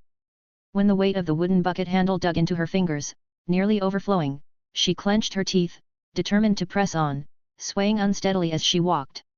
She wanted to prepare water for Ash's morning routine, just as she always did, despite the ache. But it wasn't only Fern who felt burdened, Ash did too. He had woken up the moment she had slipped out of the room. The thought of having to discuss the matter again made his stomach ache. Until now, he hadn't stopped to wonder why he was so conflicted over simply helping care for a child, even if it was only temporary. But when he saw, through the gap in the window, the small figure of the girl struggling with the heavy bucket, water splashing onto her feet and skirt, he couldn't help but sigh. Straightening his clothes, he walked out of the room to meet her. Chapter 74, Confession. The old man is scheming against me. Fern, staggering toward the house and gritting her teeth to endure the discomfort in her fingertips, heard footsteps approaching. She instinctively looked up and noticed Ash, but there was an unfamiliarity about his expression that made Fern quickly lower her head, avoiding eye contact. Yet, despite everything, the polite child softly greeted him with a voice still hoarse from last night's crying. "Good morning, Master Ash." "Morning, but I'll take this." Ash sighed as he took the bucket from Fern. However, before he'd taken 2 steps, Fern's voice came from behind again. Master Ash. What is it?" "I'm really sorry about yesterday." Fern lowered his head so far it was nearly a full bow, her body almost at a 90-degree angle. This display was more respectful than Ash felt necessary, almost painfully so. "It's fine. It's normal, after all, you're still a child." "Thank you, Is there something else?" Ash turned, looking at Fern, who glanced up with a visibly anxious expression before carefully asking, "Did I do something wrong?" "No, it's my fault." "What does that mean?" "You're unusually inquisitive today." Setting down the bucket, Ash took a seat on the wooden steps, observing the child who stood there looking somewhat at a loss. Ash lowered his gaze and sighed softly. "As I said at the beginning, there's nothing wrong with you, and no reason to apologize. It's completely my fault." "No, that's not true. I think Master Ash is a very good person." "Oh? Really? Be honest." "There are, some strange things, but, no. I only want Master Ash. I don't want anyone else." "Absolutely not."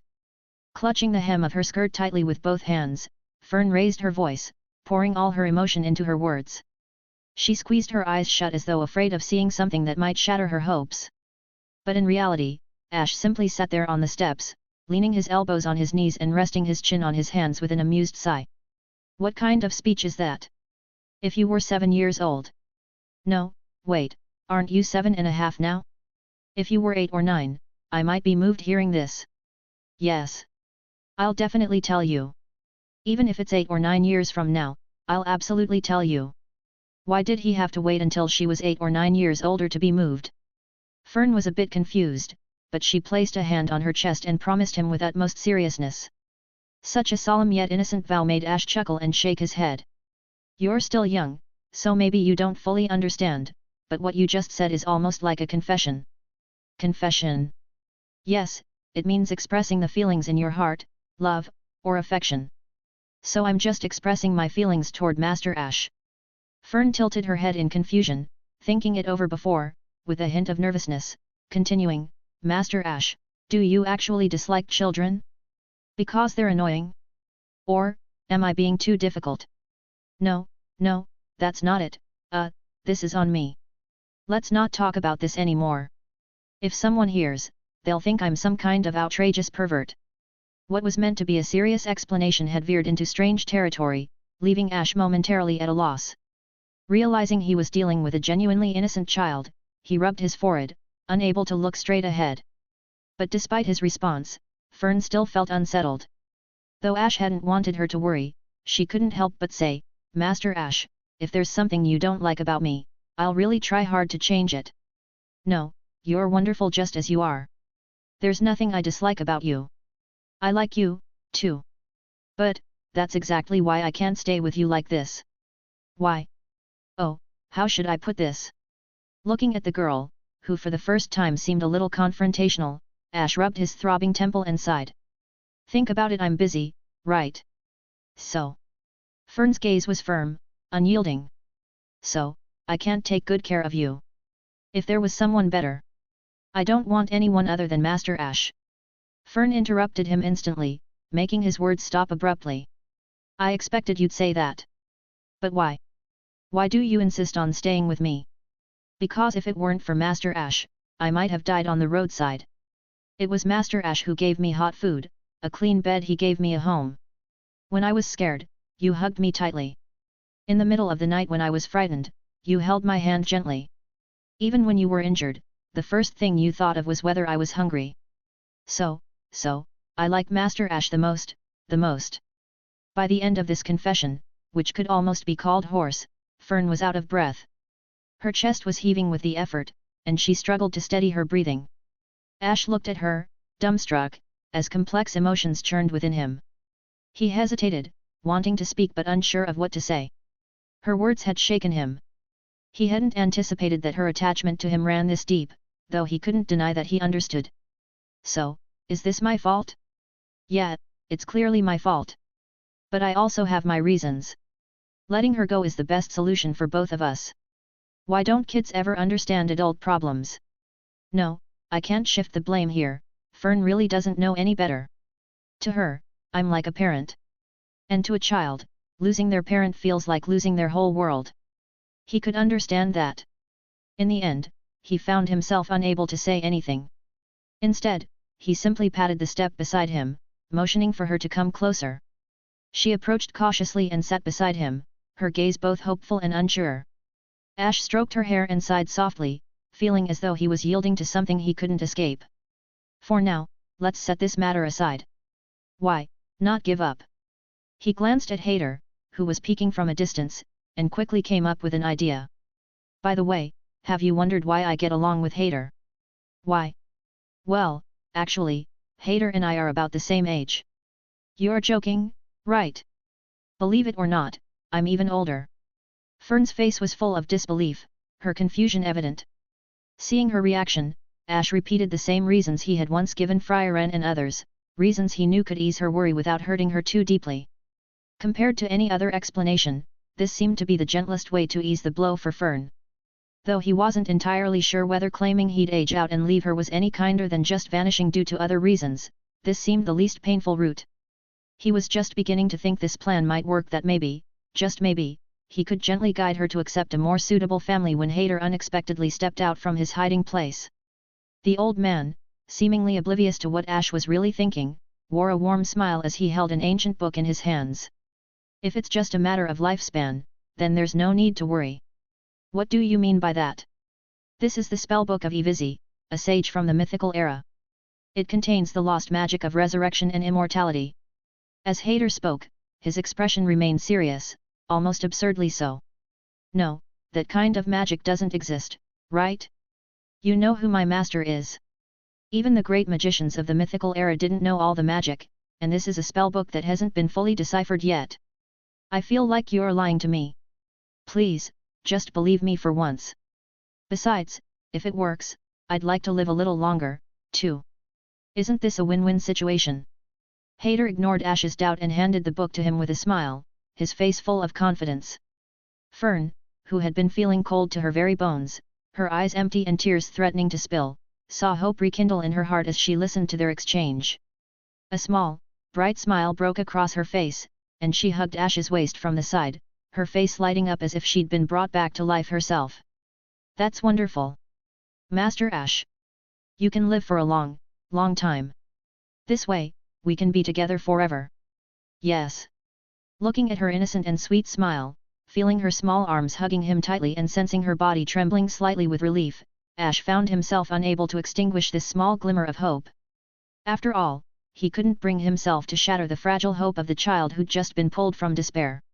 He couldn't bear to let her fall into an even darker place and face fresh waves of torment.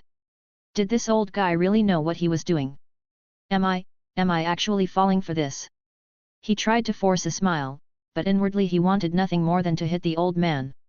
As he stroked Fern's hair, he shot a glare at Hader and spoke through gritted teeth, trying to sound cheerful, to celebrate. Let's break out your best wine today, shall we? You won't refuse, right? Ah, of course. Let's drink to our heart's content today. The anticipated smack to Hader's face didn't happen. Instead, he laughed with deep wrinkles on his face and took it upon himself to go to his room and fetch the prized wine. This left Ash feeling like he'd punched air. This guy. He really doesn't make any sense. Did he seriously scheme against a friend he's known for years just for the sake of a kid he'd only known for a short time? Did I make a mistake in choosing my friends? And honestly, no matter how you looked at it, this could only be considered a temporary compromise. From a long-term perspective, it was hardly rational. Reason told him to reveal the truth, but his heart couldn't bear to cause any more pain. So, he simply held his child close, thinking about how to finally end this whole dilemma. Well, forget it. I'll just take things one step at a time. If worst comes to worst, I'll take care of her into her old age myself. Holding Fern close at a 45-degree angle, he looked up at the sky and let out a long, resigned sigh, as though he'd finally accepted his fate. Chapter 75, Recording Fallen's Change Visiting Elf. After being schemed against by Hader, Ash reluctantly accepted his fate. That night, after Fern smiled for the first time and fell asleep happily, he sat down and drank, venting his frustration. But contrary to his expectations, Hader, the notorious drunkard who'd spent his life indulging, just kept pouring the wine for Ash without drinking any himself. What's this? Are you reluctant to drink? Planning to take all this as an apology? Ash slammed his glass down on the table, glaring at the old man who merely chuckled in response. How could that be? I'd really love to drink, but... Hader, who had initially thought about having a grand drink with his friend as a kind of farewell celebration, now merely licked his lips, swallowed, and shook his head firmly. At my age, drinking too much might just bring me to my grave a bit sooner. You're over 100 years old, and now you're worried about that? Even if you kicked the bucket now, it wouldn't exactly be what anyone would call a short life. Ash rolled his eyes, feeling as if Hader was making up yet another excuse. Hader couldn't help but smile bitterly. Actually, I just decided a moment ago to quit drinking altogether. Are you serious? Despite all the warnings you ignored in the past? You even told me that it would be better to kill you than to make you quit drinking. You said it didn't matter if you were killed by dungeon monsters as long as you had a drink the day before. That was back then. Now, maybe I'm just feeling my age. Hader picked up a wine glass, took a deep breath, and sighed deeply. Yes. I lied to you. I really do owe you an apology. So? You're punishing yourself by quitting drinking? Somehow, I doubt you'd do it for that. Of course not. Still the same old wine-drinking, meat-eating priest, I see. Ash couldn't resist muttering, frustrated at how Hader wouldn't pay even such a small price without some resistance. But Hader ignored his remark, his gaze drifting to Fern's room door nearby as he spoke more softly. Maybe it's just that I'm older and my heart's softened, or maybe I've always wanted a child of my own and am afraid of being alone after retirement. She's only been here for half a year, but that gentle, pitiful Fern is almost like a granddaughter to me. Do you really want to be my father? Don't interrupt when I'm saying something serious, Hader said, though he smiled at Ash's remark. Then he glanced back toward Fern's room with a slightly guilty look, confessing, I know that this decision hasn't been exactly fair to you. So I'll do my best to live as long as possible and help you take care of her in the meantime. But will it really make a difference if you quit drinking now? Who knows? But if it means I might live long enough to see her become independent, I'd be satisfied. It'd mean less burden on you, too. And whenever the time comes for us to say goodbye, it'll be easier for you to accept, won't it? You've been a bishop for so long that your lying skills have definitely improved, Ash muttered, clicking his tongue and shaking his head. We've been together for too long for me to just abandon that child completely. Oh, by the way, I have a gift for you. Hader smoothly avoided addressing Ash's comment, smiling as he pulled a small magic tool from his pocket and handed it to him. This is... I used a magic tool that can record sound. I recorded the child's confession. How about that? It's something worth remembering, right? Hader said, smiling. Ash was silent for a moment, resisting the temptation before he finally gave in. He nodded and tucked the pocket watch-sized magic tool into his jacket. Though he couldn't shake the feeling that he was being manipulated, he knew that if he listened to it often enough, it would become nearly impossible to tell Fern he wanted to part ways. But if Fern listened to it herself when she grew up, Ash couldn't help but imagine how amusing that scene would be. Thinking about that future made him wish time would move faster, and he reluctantly went along with Hader's plan. After deciding to settle down, Ash would sometimes travel north, but for the most part, he remained here. The invisible barrier between him and Fern gradually faded after the two of them talked things out, and she grew even closer to him than before. But, Master Ash, I think excessive drinking is unhealthy. Master Hader has already quit drinking, you should follow his example. One morning, Ash was drinking and reading when Fern marched over, looking slightly annoyed. She snatched the drink from him, her pink cheeks puffed up in irritation. Come on now, it's one of the few pleasures an old man has. What am I supposed to do if you take it away from me? Besides, someone once told me that wine is the best medicine of all. Drinking a little isn't so bad, right? Ash shot a meaningful look at Hader, who had once made this very argument, forcing Hader to nod in agreement. Fern looked genuinely surprised. Is that so? Then, maybe just a little is okay. Lord Hader, I hope you can stay healthy forever. The young girl expressed herself so openly that Hader felt both embarrassed and deeply touched, while Ash, in the meantime, managed to reclaim his drink. Seeing that Hader didn't argue, Fern even poured him a glass of wine and handed it over, leaving Hader feeling like he'd trapped himself. But now he could only resist the temptation as he stood up and walked toward the kitchen. It's almost time to start cooking. Fern, would you like me to teach you? He asked, trying to change the subject. Cooking? Sure. Please teach me. But, could you drink this glass of wine first? Fern asked with innocent persistence. No, this. What's wrong? Fern tilted her head, looking at him curiously. Hader stammered, unsure how to get out of this situation, even casting a pleading glance at Ash. But Ash, remembering Hader's prior indifference to his own pleas, simply ignored him, crossing his legs and flipping through his book with a smirk. Time passed quietly, and before they knew it, a year and a half had gone by in this peaceful life. Fern, now 9 years old, had grown noticeably taller, though she was still just a child. One day, while out gathering mushrooms, Fern returned earlier than expected. And beside her stood an elf girl with silver hair and long ears, gazing at her blankly. Chapter 76, Shocking Fryaren. While wandering through the central countries, Fryaren happened to pass by the holy city. After a moment's thought, she decided to visit an old friend, though she wasn't entirely sure if her friends who should be over 100 years old by now were still alive. However, before she could locate her destination, she found herself lost in the forest on the city's outskirts. Just as she was considering using flight magic, she encountered a child carrying a basket. When she mentioned wanting to find Hader's home, the child, who initially seemed indifferent, unexpectedly revealed that she was a guest there and kindly led her to a cabin nestled in the woods. But before she could meet Hader, she noticed someone reclining in a chair in the yard, a figure she hadn't seen in over 20 years yet somehow missed deeply. She stood there, frozen, staring blankly, as if doubting her own eyes or perhaps suspecting she was under a mental illusion. Ash, seated in a newly purchased rocking chair, was basking in the sun, reading a book. Hearing footsteps, he assumed it was Fern returning, prompting him to discreetly hide his wine without a sound.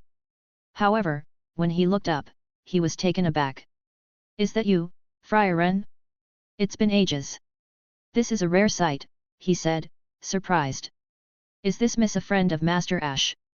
Fern, who had led Fryaren to the cabin, glanced at the unfamiliar elf with curiosity. She noticed Ash's attempt to conceal something and, frowning slightly, walked over. With a serious expression uncharacteristic for her usually blank demeanor, Fern grabbed the wine he'd hidden and chastised him. Lord Hader said that no matter how good something is, moderation is key. 1 cup a day at most. You also promised me that you'd try to live long enough to decipher the magic book and to be here until I come of age, right? Well. Ash stammered, momentarily at a loss. And what is this person's relationship to Master Ash? Well, it's a little complicated, he replied, feeling slightly embarrassed to be reprimanded by a child in front of Fryaren. But I guess you could say she's the friend I mentioned. Pushing aside the awkwardness, Ash stood up from the chair and greeted the long-lost elf girl with a warm smile, raising a hand in welcome. It's been a while, Fryaren. You look quite surprised to see me. Fryaren nodded slowly, her expression a mix of astonishment and disbelief, leaving her momentarily speechless. Her mouth hung open as she tried to process the unexpected sight. She tilted her head unconsciously, and the suitcase she had been holding slipped from her grasp, falling to the ground, but she seemed entirely unaware. Her flustered reaction was so endearing that Ash couldn't help but chuckle. He approached her calmly, placed a gentle hand under her chin to close her gaping mouth, and lightly touched her head, stroking her familiar silver hair while steadying her gaze. While his intention was to help his long-absent friend, Fern watched him with an expressionless face, though her words carried a subtle note of reproach. "Master Ash, what are you doing? What are you doing? Close her mouth first. What if a bug flies in?" And with her head tilted like that, she might end up with a crick in her neck, Fern remarked, clearly puzzled. "But why are you still touching her chin and hair even after doing all that?" Fern's eyes narrowed suspiciously, watching as Ash continued to stroke Fryaren's chin and head, seemingly absorbed in the motion. Her young face took on an expression that was oddly serious for her age. Ash, however, replied seriously, "You know, Fern, I used to have a fluffy pet, and it would let me pet its chin just like this. And what does that have to do with your behavior now?" "Well, don't you think that her standing there so compliantly kind of shows she's waiting for me to pet her?" "I don't think so. And isn't it a bit inappropriate to treat a guest as if they were a pet? Stop it now." Fern finally couldn't watch any longer. She reached over and grabbed Ash, pulling him away from Fryaren. She had also noticed that her blank expression was gradually changing to one of suppressed anger, her mind apparently snapping back to reality as her eyes sharpened. For Ash's safety, Fern kept a firm grip on him, attempting to lecture him on his behavior while fearing that Fryaren, in her dazed yet growing irritation, might actually lash out. Meanwhile, Fryaren slowly pieced together her thoughts, recovering from the shock of unexpectedly encountering her supposedly long-lost friend alive in the home of another friend she had assumed was nearing the end of his days. She felt she had every right to be furious and demand an explanation, but just as she took a step forward, brushing her disheveled hair back, the cabin door behind Ash opened, and another familiar figure appeared in her line of sight. The sight of this familiar hunched figure made Fryaren pause, her anger melting into sheer astonishment.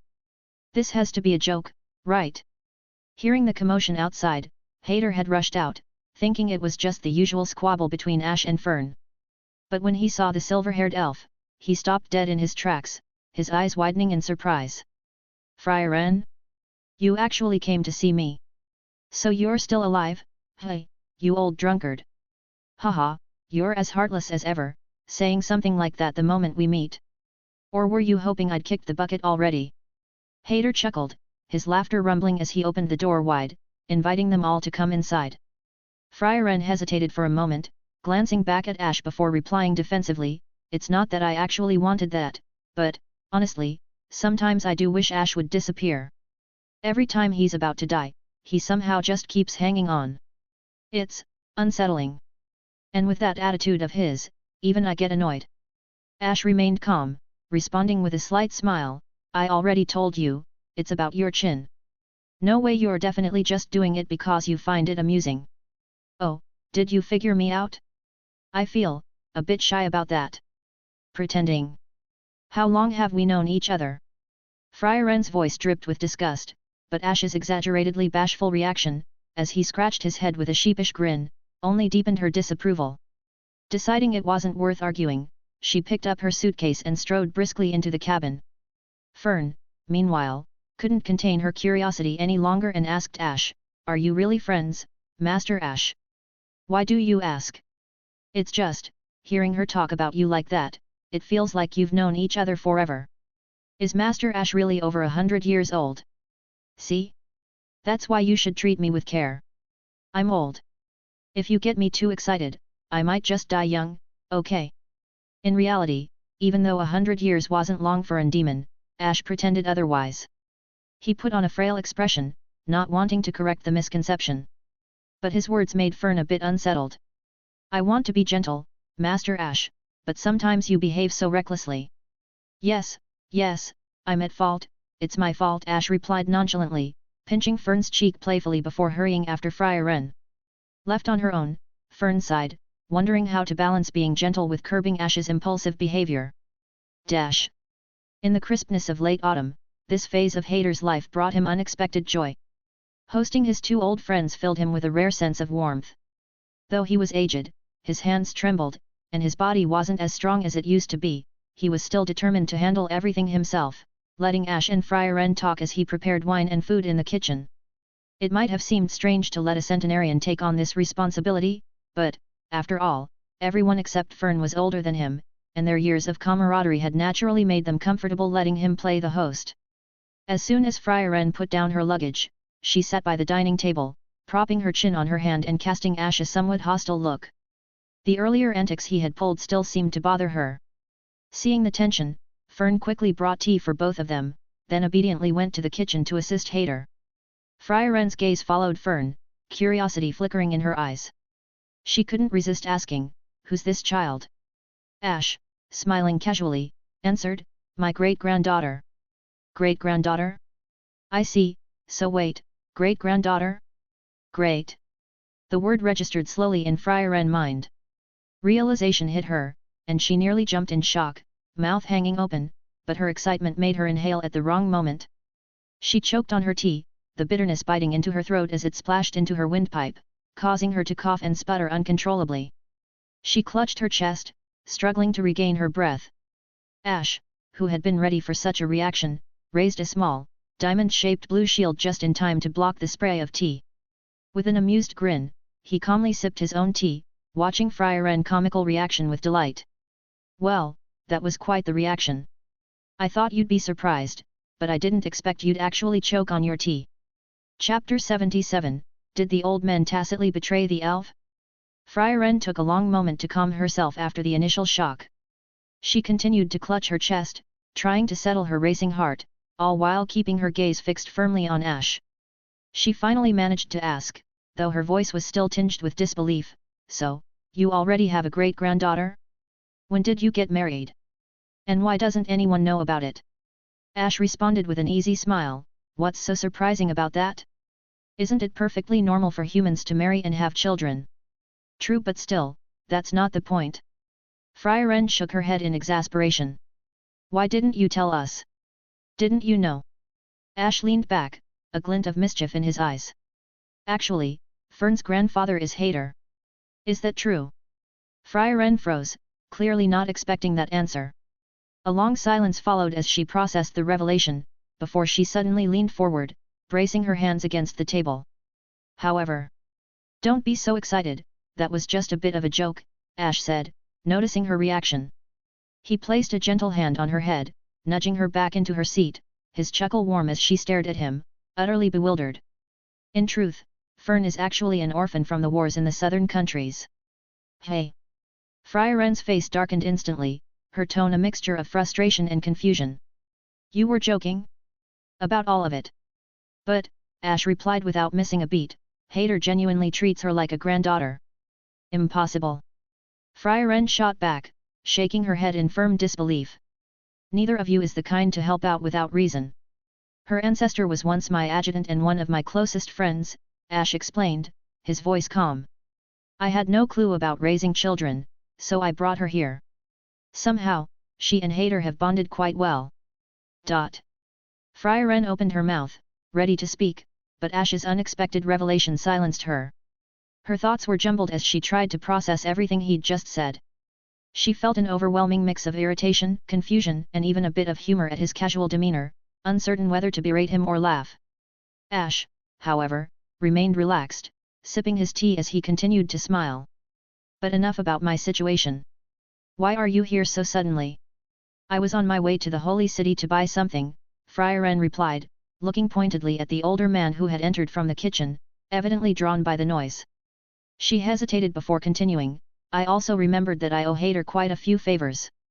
I thought, since you're still alive, I might as well repay them before it's too late."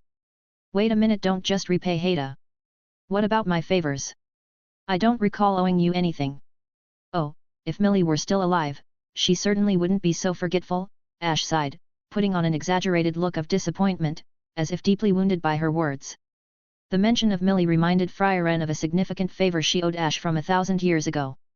Their friendship was close and often marked by playful conflicts, and because of that, she'd set the debt aside all this time. But now, with him bringing it up, she couldn't help narrowing her eyes at his smug attitude, feeling both embarrassed and annoyed. I was going to repay you, but after this, I think sparing you a punch should be repayment enough. Haha. You two really have always had such a wonderful relationship. Noticing the tension, Hader calmly seated himself between them, his deep wrinkles softening with his gentle smile. He nodded, his voice warm, I'm honestly envious. It's not wonderful at all, it's just bad luck, Fryaren muttered, turning her face away in frustration, clearly not wanting to deal with either of them anymore. It's a bad fate, but speaking of which. Hader didn't seem to mind. His gaze wandered to Fern, who was quietly peeling potatoes in the kitchen. Then he looked back at Ash with a knowing smile, recalling their last successful plan. Without any words exchanged, Ash seemed to catch on, nodding slightly. They both rose at the same time, leaving Fryaren bewildered. What's going on? Come here for a moment. We need a favor from you. Ash and Hader spoke in unison, their synchronization uncanny and slightly unsettling. Fryaren shivered at their excessive tacit understanding, feeling a strong sense of foreboding. These two were undoubtedly the most peculiar characters in the group, yet she trusted they meant no harm. Hesitating for only a moment, she followed them to Ash's room. This is the magic book of the sage Evisi, Ash said, handing her a worn tome on the table. Hader added with a smile, it contains the secrets of lost magic, resurrection of the dead and immortality. I've heard countless legends about that sort of magic, but, does it really exist? Fryaren, like Ash, was skeptical about magic that could grant immortality. She opened the book, her eyes scanning the densely packed symbols and cryptic sketches, many looking like they'd been stained or scribbled over. She nodded slightly. Using coded graphics? People from that era were really fond of this encryption style, but our request is that you help us decipher this book, Hader said with a calm smile. And during this time, we'd also like you to teach Fern magic, Ash added. Ash's own magic had been honed specifically for demonic spell casting, making it less than ideal for instructing humans. He'd tried teaching, but found it uncomfortable, even awkward, so he abandoned the effort. Besides, Schlacht had advised him not to share the advanced magic of the future he had been taught. Ash didn't want to risk mixing up his knowledge and accidentally altering the future path Schlacht envisioned. Fryaren, holding the book in her hands, looked at the two of them, realizing the weight of their request. Without overthinking it, she nodded, flipping through the pages. This isn't impossible. I can probably figure it out in 5 or 6 years. But are you both really afraid of death? Who isn't afraid of death? Hader turned his back to her, keeping his face calm, as if trying to hide any hint of vulnerability. I may not have shown it before, maybe to keep up appearances in front of everyone. But as I grow closer to it, I find myself fearing death more. I don't crave immortality, but I wouldn't mind buying a little more time. For the sake of the child. Of course. Even the scriptures say that we should strive for a healthy life, and longevity is the ultimate expression of health. You're quite the drinker, it's surprising to hear you say that. Haha. Ash said something similar once. You're both equally rude to an old man like me, Hader chuckled, not at all bothered, and left the room with a hearty laugh. Fryaren, still holding the magic book, turned back to Ash with a puzzled expression. What about you? Are you afraid of death too? Of course. Isn't every human afraid of death? Really? Then you'd better hang on until I can decipher this, Fryaren said with a slight nod. Her fingers traced the worn cover of the magic book, her expression turning somber as she added, but don't get your hopes up too high. I have a feeling that kind of magic might not really exist. It's okay. No matter the outcome, we won't hold it against you. During this time, please take care of Fern. That's fine, but can you please stop touching my hair all the time? You're really annoying. Fryaren nodded in agreement, but when Ash reached out to touch her head, she grew visibly irritated, slapping his hand away. His habitual action seemed to truly bother her. But as she watched him walk away and the door closed behind him, an unexpected sense of loneliness crept over her. I wonder where Millie went. Perhaps she's dead? Or maybe I'll never see her again. With her master gone, Ash was the only friend left from 1,000 years ago.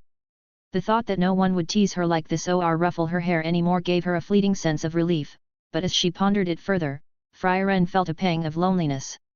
While this old elf girl wrestled with melancholy inside the house, outside, the two old men raised their hands in a silent, victorious high five. How about a drink? Ash lifted a bottle, and Hader, after a brief hesitation, held up his glass. All right, just a bit. Not only did they high-five in celebration, but they even decided to have a few drinks, toasting the success of their plan. Of course it would be unfair to call the two of them entirely unethical for tricking an old friend. Normally, if Fryaren were asked to take on a disciple, she'd refuse outright, with past instances backing this up. Though their plan to keep Fryaren around to train Fern seemed a bit underhanded, it wasn't overly exploitative either. 5 or 6 years might feel long to humans, but to Fryaren, just as she'd previously said, a student might not even last if she wasn't cautious. She could easily pass this time by taking things a bit slow. To make amends, Hader prepared an exceptionally lavish dinner, although, it might also have been because he was thrilled to have an old friend around. Unexpectedly, Fryaren kept her promise, teaching Fern earnestly. With a mentor far surpassing anyone in the academy, Fern dedicated herself fully to her studies. Meanwhile, Ash was entirely liberated, frequently vanishing northward for a month or two at a time, returning each time as though he hadn't been gone at all. He would disappear periodically without sharing many details, but no one ever pressed for explanations. They all accepted it in silent agreement. As winter neared again, Fryaren, who despised the cold, showed no desire to venture out. She stayed by the fire, basking in its warmth. Ash, having just returned from one of his trips, as usual, attempted to pull Fern onto his lap to serve as a human warmer, but Fern, who had just handed him a cup of hot tea, shrank back in resistance. Chapter 78, Childhood Recording, Pufferfish-like, The End of Hightower. After Fryaren joined the large family living in the cabin in the woods, greatly raising the household's average age, the peaceful years began to drift by. As spring turned to autumn, Fern's hair gradually grew from shoulder length to her waist. But this winter, the snow outside the window was overwhelming, piling up thick on the ground. The wind outside continued to howl fast and low, and Ash's heart felt as cold as the winter air. Such a sensible and well-behaved child. Is she now going through a rebellious phase? Sitting in the rocking chair, Ash felt lonely and sad, especially with the child he had raised now actively avoiding him. Frieren, huddled close to the fire to absorb as much warmth as possible, glanced over and confirmed. You were gone for half a year this time. Fend must have grown distant from you. You're clearly not an elf, yet you seem to understand children even less than I do. Is that so? Though the fireplace was crackling with warmth, the sight of the child he had raised becoming cold and distant left Ash feeling as if his heart had frozen over. Nearby, the old man sipping tea rolled his eyes at the conversation but didn't bother to correct anything. Fern, who was standing nearby, glared at Ash with puffed-up cheeks in silent protest. When Ash looked over, she turned away with a little huff, refusing to say a word, as if she wanted to keep her distance. It seemed impossible for adults to fully understand a child's moods. Perhaps this was the generation gap? Despite feeling a pang of regret, Ash still reached out, gently ruffling Fern's hair out of habit. Though she had plenty of reasons to be annoyed with him, Fern didn't resist the gesture, and her expression softened unconsciously. Even though she had long decided not to pry into Ash's affairs to avoid adding to his burdens, his sudden disappearances still left her worried. Under his gentle touch, she couldn't help but ask. Master Ash, why do you always leave? Well, I have a lot of things to take care of. What, are you going on dates or something? Dates? Hearing such a suggestion from Fern, Ash was taken aback, and then a gentle look of amusement appeared on his face, as if realizing she was growing up. Now, you actually know about dating. Lady Fryaren said that Master Ash has vulgar desires and is always trying to watch shooting stars with women. Is this true? No, no, no. That's not vulgar at all, is it? Ash shook his head in exasperation, turning to glare at Fryaren with clear displeasure. You're really teaching this kid some nonsense, hey? I didn't say anything vulgar, Fryaren replied, waving her hands in mock innocence. Hater! Ash called out. What are you looking at me for? Hader shrugged, shaking his head. I don't think it's vulgar. Isn't this part of a man's romance? Exactly. Not vulgar at all. Emboldened by his allies' support, Ash straightened with confidence. Fern, don't think like that. Don't stain my noble soul with such dirty thoughts. Fern ignored him, turning to Hader with a dissatisfied frown. Lord Hader. With that disapproving look, Hader immediately changed his tune and pointed the finger at Ash instead. I was only kidding. Actually, yes, it is quite vulgar. As a man, you should avoid such behavior. Master Ash. Did you hear that? Lord Hayter, the bishop, said so. Reflect on yourself and correct your mistakes immediately. Fern, who had suddenly turned from an enemy to a friend, puffed up her cheeks like a pufferfish and righteously demanded that Ash change his ways, leaving him dumbfounded. Is this really my fault? Of course. Haha. I suppose it's only natural that, as children grow up, they become a little more rebellious and a little less friendly. Ash didn't argue with her but instead quietly took out a treasured magical item from his pocket. He infused it with a bit of magic, and suddenly, a recording of young Fern's voice filled the room. If it weren't for Master Ash, I would have died on the roadside. It was Master Ash who gave me hot meals and a clean bed. He gave me a home. He was there for me whenever I felt uneasy. Wait a minute. What is this?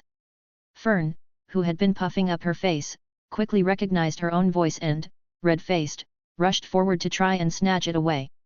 But Ash stood up and dodged her attempts, all while sighing with feigned regret. The young Fern was so sweet and always said she loved me the most, but the current Fern. Oh, I guess I miss little Fern. When did you record this? Please, hand over that weird thing now. Nope. I'm really angry. I won't give it to you, even if you're mad. It's my spiritual support. Losing it would be like losing my soul. Even when Fern threw herself at him, standing on tiptoes in a desperate attempt to grab it, Ash did not give in and happily continued playing it until the recording reached its end. Defeated, Fern clenched her fists and puffed up her young face, her cheeks flushed with embarrassment, and continued to glare at him.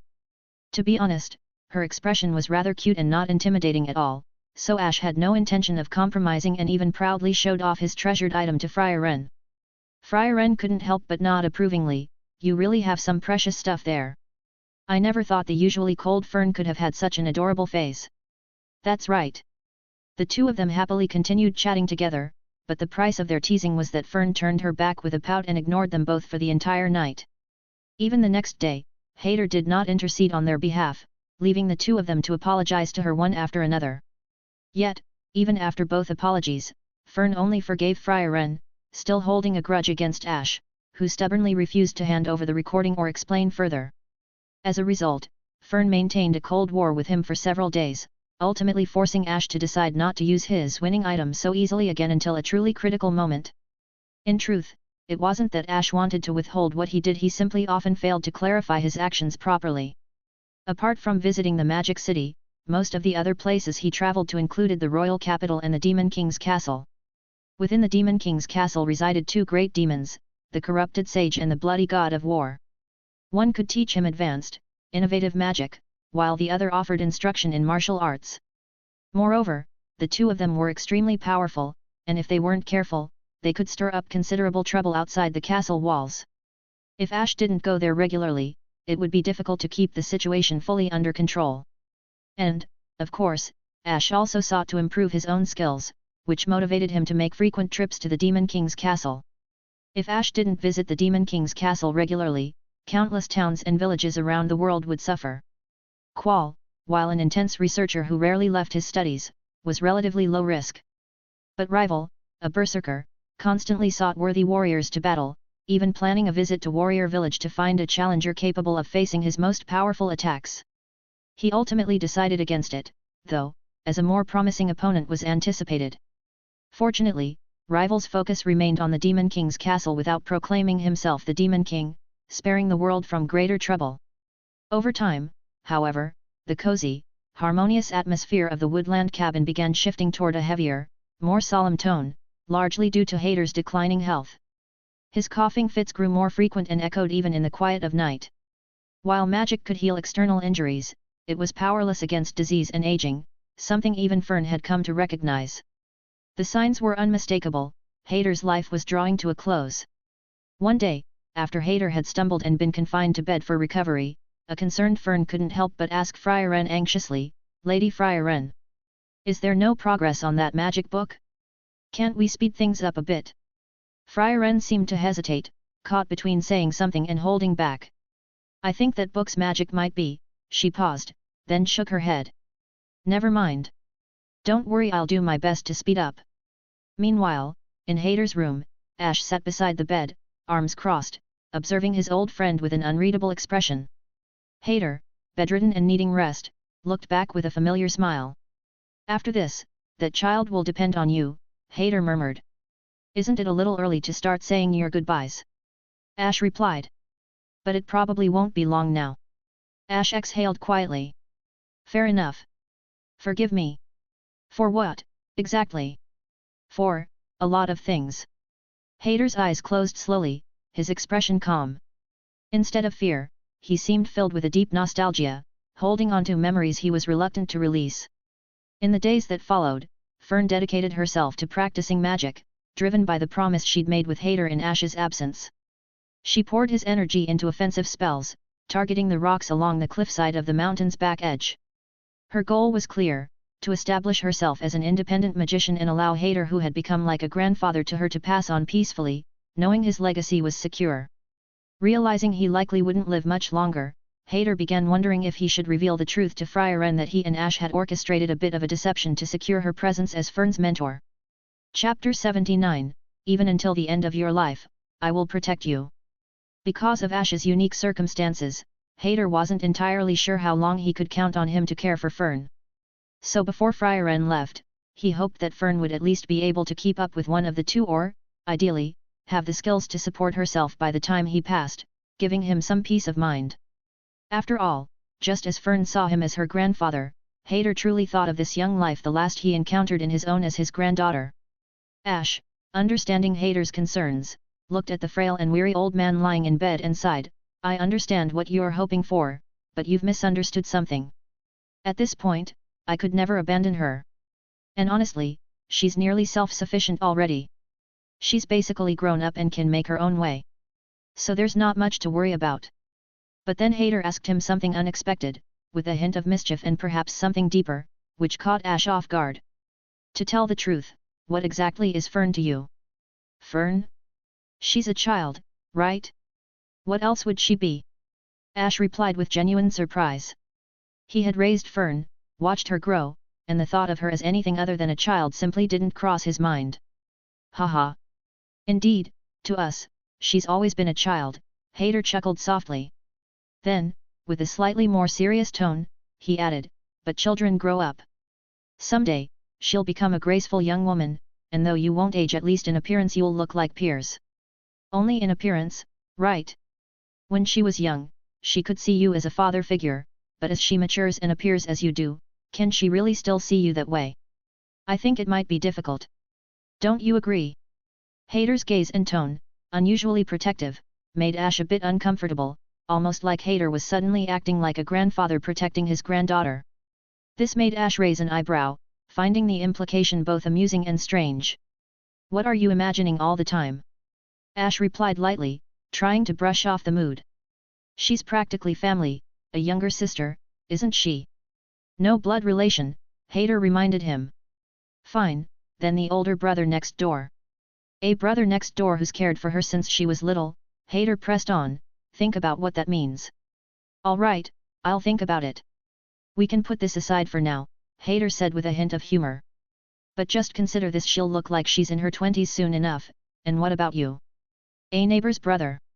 Ash said, sighing. Oh, don't make me overthink this. I'm the elder here, and even if she seems rebellious now, I'm sure she respects me at heart. As she grows up, she'll continue to see me as an elder, I'm certain. Even if she feels that way, what about you? Hader raised an eyebrow, as if waiting for Ash to understand the point he was making. Haven't you always wanted to find a nice girl to watch the stars with? Fern is quite cute now, and she'll only become more charming as she matures, right? Ash was so surprised by Hader's implication that he almost laughed aloud. Giving a clear answer without hesitation, he said, who do you think I am? How could I ever think of a child I've raised that way? If it came down to it, I'd sooner consider a demon, an angel, or an ancient elf before even thinking about Fern in such a way. Hader's wild suspicion struck Ash as so absurd that he nearly took a vow right then and there. In addition to the years they had spent together since childhood, there was a more practical reason Ash hesitated, a fundamental issue that came down to their difference in lifespans. He recalled an incident he and Hader had encountered on their travels, a dwarf who had married a human wife. Inevitably, The human wife passed away early, while the dwarf husband was left to guard her grave and the village, likely to continue his vigil for countless years to come. Such stories only reinforced what history had already shown, that unions between those with vastly different life expectancies often led to inevitable heartache. Even if they could overcome other barriers, he knew that one day, he would witness Fern age and grow frail while he remained unchanged. This reality weighed heavily on him. Reflecting on all this, Hader sighed with a hint of helplessness but said nothing more. His gaze drifted to the ceiling as he murmured, almost faintly, "Then let me pray for you from heaven when the time comes. Stop worrying so much. Just live honestly," Ash replied, his tone gentle but firm. "Haha, you're right," Hader whispered with a weak smile before closing his eyes, while Ash turned his gaze to the window, avoiding the sight of his ailing friend. Outside, as though sharing in the old man's weariness, a heavy downpour pounded against the window. The rain, relentless and fierce, created an illusion that the end of days was near. Ash sat silently for a long time, his expression contemplative, before he suddenly spoke, "But, regardless of everything, you really don't need to worry. No matter what happens during her life, or how she eventually views me, I'll protect Fern until her final days. I do this not for you, but because I can't bear to see the child I've watched grow come to harm. That's more than I could have asked for. But still, I can't help but feel sorry for you," Hader replied, his voice barely above a whisper. "Forget it. This is my choice." "Really? Well, thank you. I'll leave her to you from now on." Their conversation reached an unspoken end, with only the hum of wind and rain filling the room, underscoring the fragile quiet. After some time, Ash left Hader's room, letting the older man rest. In the living room, Fryaren sat slumped at the dining table, her expression visibly heavier than the two men's. She had just returned from outside, and rainwater dripped steadily from her soaked clothes, but she seemed too distracted to care. Shaking his head, Ash grabbed a towel and tossed it at her face, blocking her view. Fryaren, already in a low mood, pulled the towel from her face, glaring at him in annoyance. "I'm not in the mood for this right now. Don't mess around with me like this, especially at a time like this. You're an adult now, you know better," Ash said, his tone admonishing but gentle. "If you don't take care of yourself, you won't have the strength to handle everything else. What if you catch a cold? Magic won't cure that. I know that. You don't have to tell me," she muttered, looking away unhappily. But despite her reluctance, she still walked toward the bathroom with the towel. Just before she closed the door, she paused, not turning back as she said, "Fern's still on the mountain. You should go check on her. It wouldn't do if something happened to her out there in this storm." "I already know that without you reminding me," Ash responded, "but I'll bring Fern down shortly. Once you're done with your shower, make us a meal, something the kid would enjoy, if possible." "You still don't fully understand her. What's that supposed to mean?" "I just don't think she'll come down so easily." "Well, I'll bring her down anyway." Ash shrugged slightly, grabbed an umbrella, opened the door, and stepped out into the storm. Although he tried to keep his exit composed, the relentless wind and rain forced him to open the umbrella immediately, which promptly broke under the pressure of the elements, drenching his face in cold rain. "That kid, still so stubborn," Fryaren muttered, watching him vanish into the rain. She dried her face, sighed, then simply took off into the air, disappearing like a flash of lightning. In mere moments, Ash reached the back mountain, finding himself at the edge of a bare cliff that overlooked the forest below. Standing there, a purple-haired girl with waist-length hair faced the distant rocks on the opposite side, bracing herself against the strong wind and pounding rain. Unfazed by the harsh weather, she was repeatedly casting a basic attack spell, ordinary human magic refined from lethal combat magic. Over and over, she focused on sending light toward the other side of the cliff, aiming for the boulders across the gap. But each time, the spell lost strength in midair, succumbing to the wind and fading before reaching its destination. Ash observed for a while, then approached and placed his hand on Flynn's head. "Take it easy," he said gently. "You're not ready yet." "No, there's no time left," she replied, turning to meet his gaze in the pouring rain. "Neither you nor Lord Hader have much time remaining. If Lady Fryaren can't manage it, then I want to prove I can survive alone." Her words held a resolve so firm that it seemed unshakable. Ash knelt to her level, studying her eyes. After a thoughtful pause, he smiled warmly, and in a soft voice said, "This will be our secret. Don't tell anyone, not even Fryaren. What? She asked, caught off guard. Actually, I'm not like Hater. I'm different. My body is strong enough to endure. I'll be here to witness your future, to protect you as long as you live. Really? Of course, he replied with an unwavering tone. I swear to you, no matter what happens or how things may change between us, I will never leave your side. There was an unmistakable certainty in his voice, and his gentle gaze held a warmth so profound that Fern's eyes widened in shock. Despite the seeming impossibility of his words, she couldn't bring herself to doubt him. In fact, she didn't want to. Ash didn't say anything more, merely rested his hand on her head in a way that soothed her, gradually softening her rigid stance until she nearly melted under his touch. She felt a desire to fall into his embrace, as she had often done in the past. Before she could make the decision, Ash pulled her close, wrapping his arms around her with the same gentleness as always, enveloping her in the warmth she knew so well. She surrendered completely, letting herself fall into the comfort and familiarity of his embrace, trusting in the promise he had just given her. Chapter 80, Fryaren's Little Regret, You Are Actually Scheming Against Me. Though the heavy rain kept the air cold, being in Ash's arms filled Fern with a warmth that seemed to envelop her like the entire world's embrace. To her, it was no exaggeration right now, even if offered the entire world, she wouldn't trade this closeness for anything. Without realizing it, the sadness and panic in her heart melted away. Long gone was the stubborn resistance she once felt as a young girl. Instead, she leaned into him, unconsciously holding onto him tightly.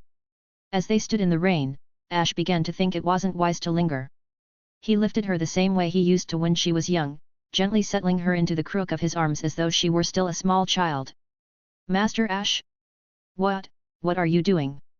The sudden lift made Fern feel more embarrassed than alarmed, as she was concerned he might struggle under her weight, despite his magical strength, and suggest she walk on her own. But, to her surprise, just as when she was younger, his arm remained steady and unshaken, holding her securely. Let's head back now. Staying out in the rain like this isn't good, especially since you haven't eaten yet. You must be hungry, right? I've already prepared a table of food. Well, if you say so. At this point, Fern, unable to resist further, nodded and yielded.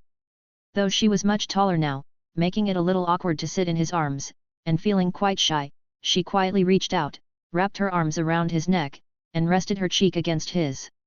Her expression softened, becoming more relaxed than she'd felt in a long time. Amid the heavy rain, she even closed her eyes.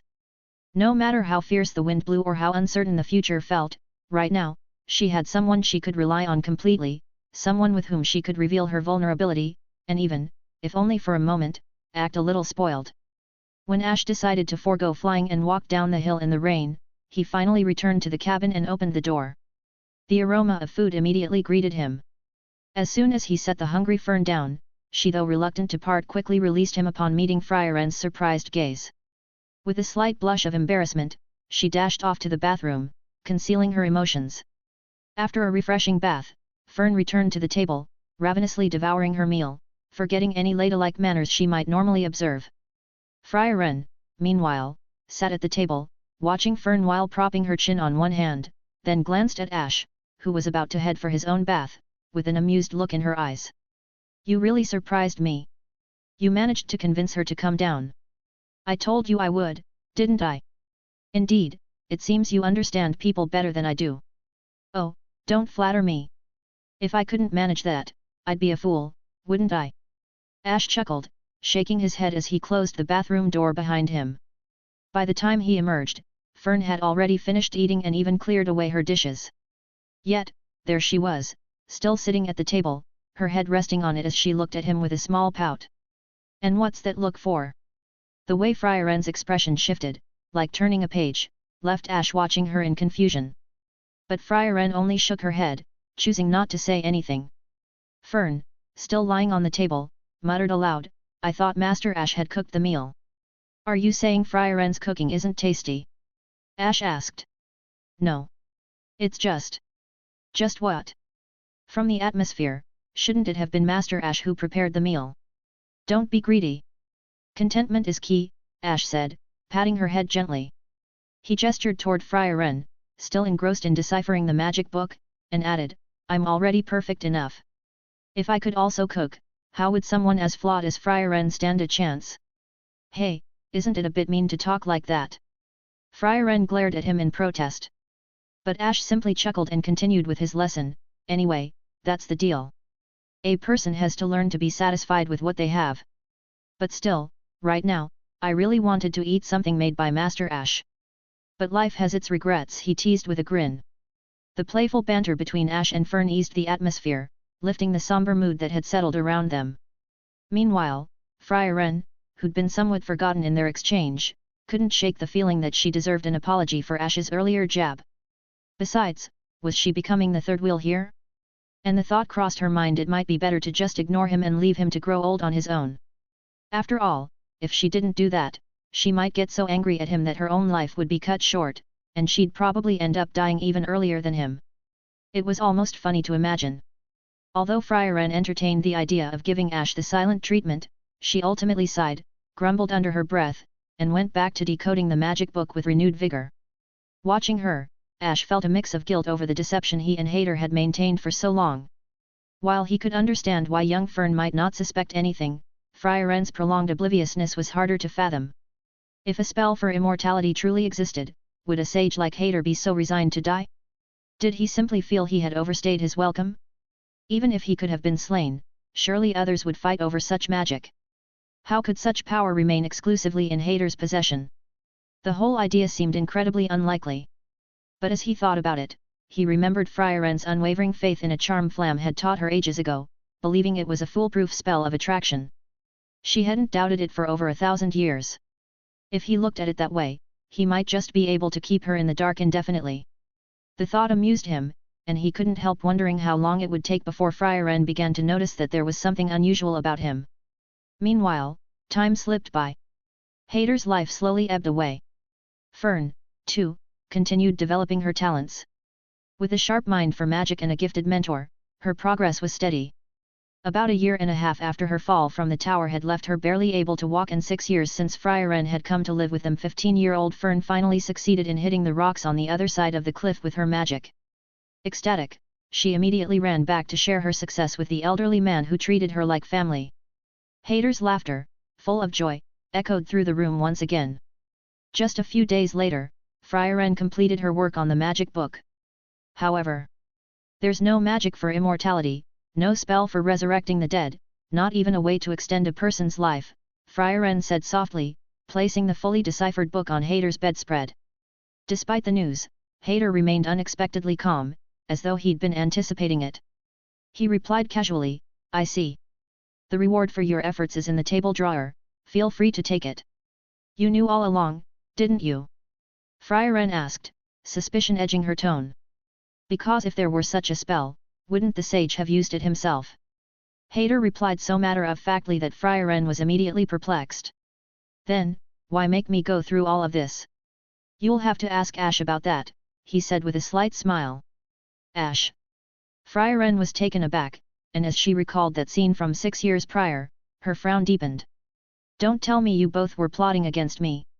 Though there might be some truth in that, Ash, who had been lingering by the door, interjected, preemptively defending himself, "It's not fair to those who were deceived, is it? How was I supposed to know you'd actually believe it and work overtime to decipher it? I even told you not to push yourself too hard. At the time, I thought you were genuinely concerned for my health." She snapped. "What are you talking about? You've been slacking off for years. Putting in a little effort isn't a bad thing, though I was concerned that the harder you worked, the more annoyed you'd get with us." He shrugged, hands spread in a frank admission of his initial intent. Frieren ground her teeth in frustration. "After everything, that's your attitude. All right, I admit I was wrong." "I'm sorry," he said, bowing his head in apology before she could lose her temper further. Hader, watching them with a grin, raised his hand in solidarity. "Same here. If you're mad, feel free to take a swing at me." "How could I possibly do that? If I had to hit someone, it'd be this idiot," she huffed, glancing in Ash's direction. "Hey, I'm over 100 too, you know," Ash said, gesturing to himself in mock self-defense. Yet his youthful appearance made his words seem almost cheeky, which only further irritated Frieren. "Even if you were to pass away, people would probably breathe a sigh of relief, she shot back coldly. Though she scolded him, Fryaren held back from actually lashing out. After a tense moment, she finally exhaled, suppressing her irritation. So, enough games. What are you two really planning? Nothing underhanded, Ash replied with a soft smile. Just wanted to repay a debt. What's truly needed now is for you to take Fern with you when you leave. Isn't this essentially asking you to take on a disciple? Hader added, chuckling. She's more than capable now and should be able to help you in many ways. Now, you don't really have a reason to refuse, do you? You two really did set me up. Fryaren exclaimed, a mixture of exasperation and reluctant amusement in her voice. Haha, well, regardless, you two should set off tonight. As you can tell, I don't have much time left, Hader said, ignoring her frustration. His usual cheerfulness shone through as he continued, I don't want the child to go through the pain of losing someone close again. So, Fryaren, I'm entrusting her to you. This is my final request. Fryaren paused. Shouldn't you be saying this to Ash? But she quickly realized something was amiss and stopped mid-sentence. Hader offered a knowing smile. I already discussed it with Ash a year and a half ago. You too. You made this decision without even telling us. She protested, though her voice softened. I'm sorry, Hader said quietly. But Fryaren's gaze softened as well. Hader, no need to act so noble right now. Fern's already prepared to say goodbye. Before that happens, what you need to do is, share a proper farewell with her. Leave her with as many memories as you can. During this conversation, Fryaren sat back in her chair, unable to bear the emotions welling within her. She lowered her head, trying to suppress them, but her shoulders and voice shook uncontrollably. Tears spilled down her face, dripping onto her hands, completely betraying the sorrow she felt. It wasn't just the grief for Fern, the child she'd watched over for 6 years, it was also the heartbreak of soon losing an old friend. Seeing her collapse, Hader looked troubled but offered a small, regretful smile. Though you seem cold and indifferent like Ash, you're actually very gentle, Fryaren. Leave me alone. She turned away, her trembling hands clenching her skirt.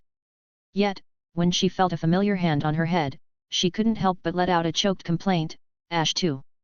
Don't touch my head. Don't complain. I wouldn't mind if someone would do the same for me. He glanced toward Hader. This guy still calls me heartless after everything. It's not easy for me to keep a straight face. Ash and Hader exchanged a smile, their usual banter lightly mocking their old friend even at this somber moment. Hader, despite his own sadness, smiled and said, Look at you, Fryaren's already in tears. Why don't you let me see a tear or two from you? No, no, no. At your age, this is practically a happy farewell. Why should I cry? Or, do you have any regrets left? Of course I do. I was hoping to attend your wedding with Fern. T/N. That might be difficult. How about I go ahead and marry them tomorrow? Now that's an idea. 3 wishes granted at once. Their light-hearted banter slowly lifted the heavy atmosphere, unknowingly easing the sadness.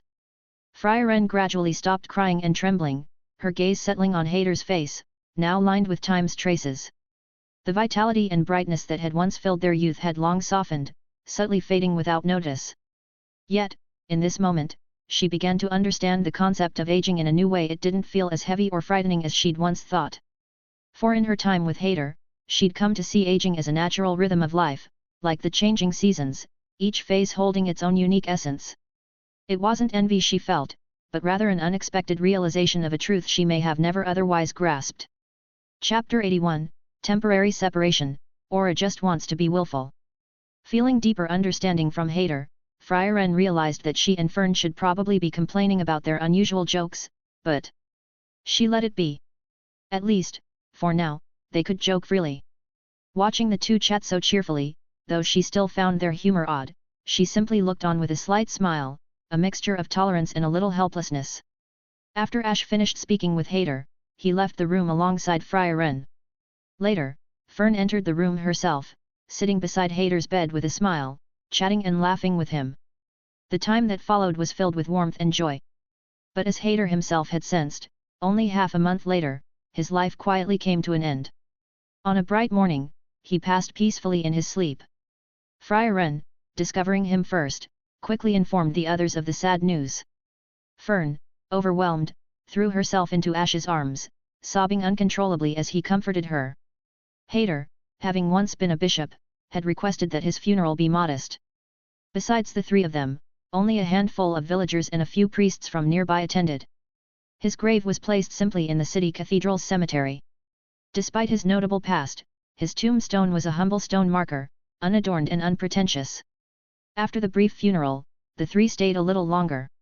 Fryaren approached the tombstone and poured some wine she'd brought 6 years earlier, fulfilling a promise she made with Hayter when Himmel passed. Then, the three packed their things and set off together. But about 2 months later, after Fern's emotions had fully settled, Ash used an important errand as a reason to part ways for a while, planning to return in time to celebrate Fern's birthday. After all, no matter how he looked at Fryaren's long, meandering journey, he just couldn't bring himself to follow obediently the entire way. But his sudden departure left Fern quite upset. It feels bad. He just leaves so casually. I'm the one unlucky enough to be left behind, she complained, her cheeks puffed up in irritation as she watched him fade into the distance. Fryaren, watching Fern's reaction, was equally upset and couldn't help silently blaming Ash for being so inconsiderate. But Fern, too focused on Ash's retreating figure, missed Fryaren's displeased look. Watching him disappear from view, she silently swore to herself that she'd be very cross with him the next time they met. Over the years, Ash had often left for various important errands, his reasons always seeming casual, yet they had grown accustomed to his coming and going. Each time Ash left, he either traveled to the magical city or set out to find the demons. Since he often went among the demons, he naturally couldn't reveal his exact destination or purpose to them. Although he'd promised to protect Fern, he couldn't follow her for the rest of his life. Besides, with Fryaren around, he felt reassured enough to leave them occasionally. In the heart of Esther Kingdom's royal capital, under Ash's covered control, 2 demon girls, one older, one younger, were beginning to live without much concern about being discovered. If you ask why, it's naturally because everyone in the royal city has been instilled with loyalty to Ash from a young age. Through scientific education, systematic training, information management, and other methods over the past 80 years, loyalty has been thoroughly ingrained. And to ensure obedience, they have also voluntarily accepted binding magic, so even if they saw something unexpected, it wouldn't be an issue. As Ash entered the audience hall, he spotted a pink-haired girl with 2 horns, sitting arrogantly on the throne. Holding a scale in her hand, she was casting obedience magic on a man who was pinned to the ground by knights, unable to move. Despite the years, she hadn't grown taller or changed in appearance, but Aura looked entirely qualified as a beautiful queen. Her bust was quite impressive, and while she remained petite, it was manageable, but her personality, that was another matter. Oh, isn't this my brother? Here again today? Lots of work to do, hey. Aura, on the throne, noticed Ash instantly and flashed a bright, teasing smile. There were already plenty of people loyal to him, but Ash still felt obligated to handle the core aspects. Now, facing her teasing, he just wore an expression of hidden irritation as he ascended the steps. Have you never thought about sharing the workload? No, not at all. This is your responsibility, after all, Aura replied, stretching her arms wide, her face gleaming with triumph. Even if everyone in the entire royal city has been educated to be loyal to you and could willingly accept obedience magic, it's still thanks to me casting those spells that you can feel at ease. In other words, no matter how you think about it, I'm already the biggest contributor, right? Even so, you. Oh, forget it. He had intended to encourage her to make a bit more effort, but considering Aura's character, he gave up immediately. But his disdainful look, and the decisiveness with which he abandoned the topic, hurt Aura's pride. She dismissed her attendants, quickly rushing down and frowning as she stopped in front of him.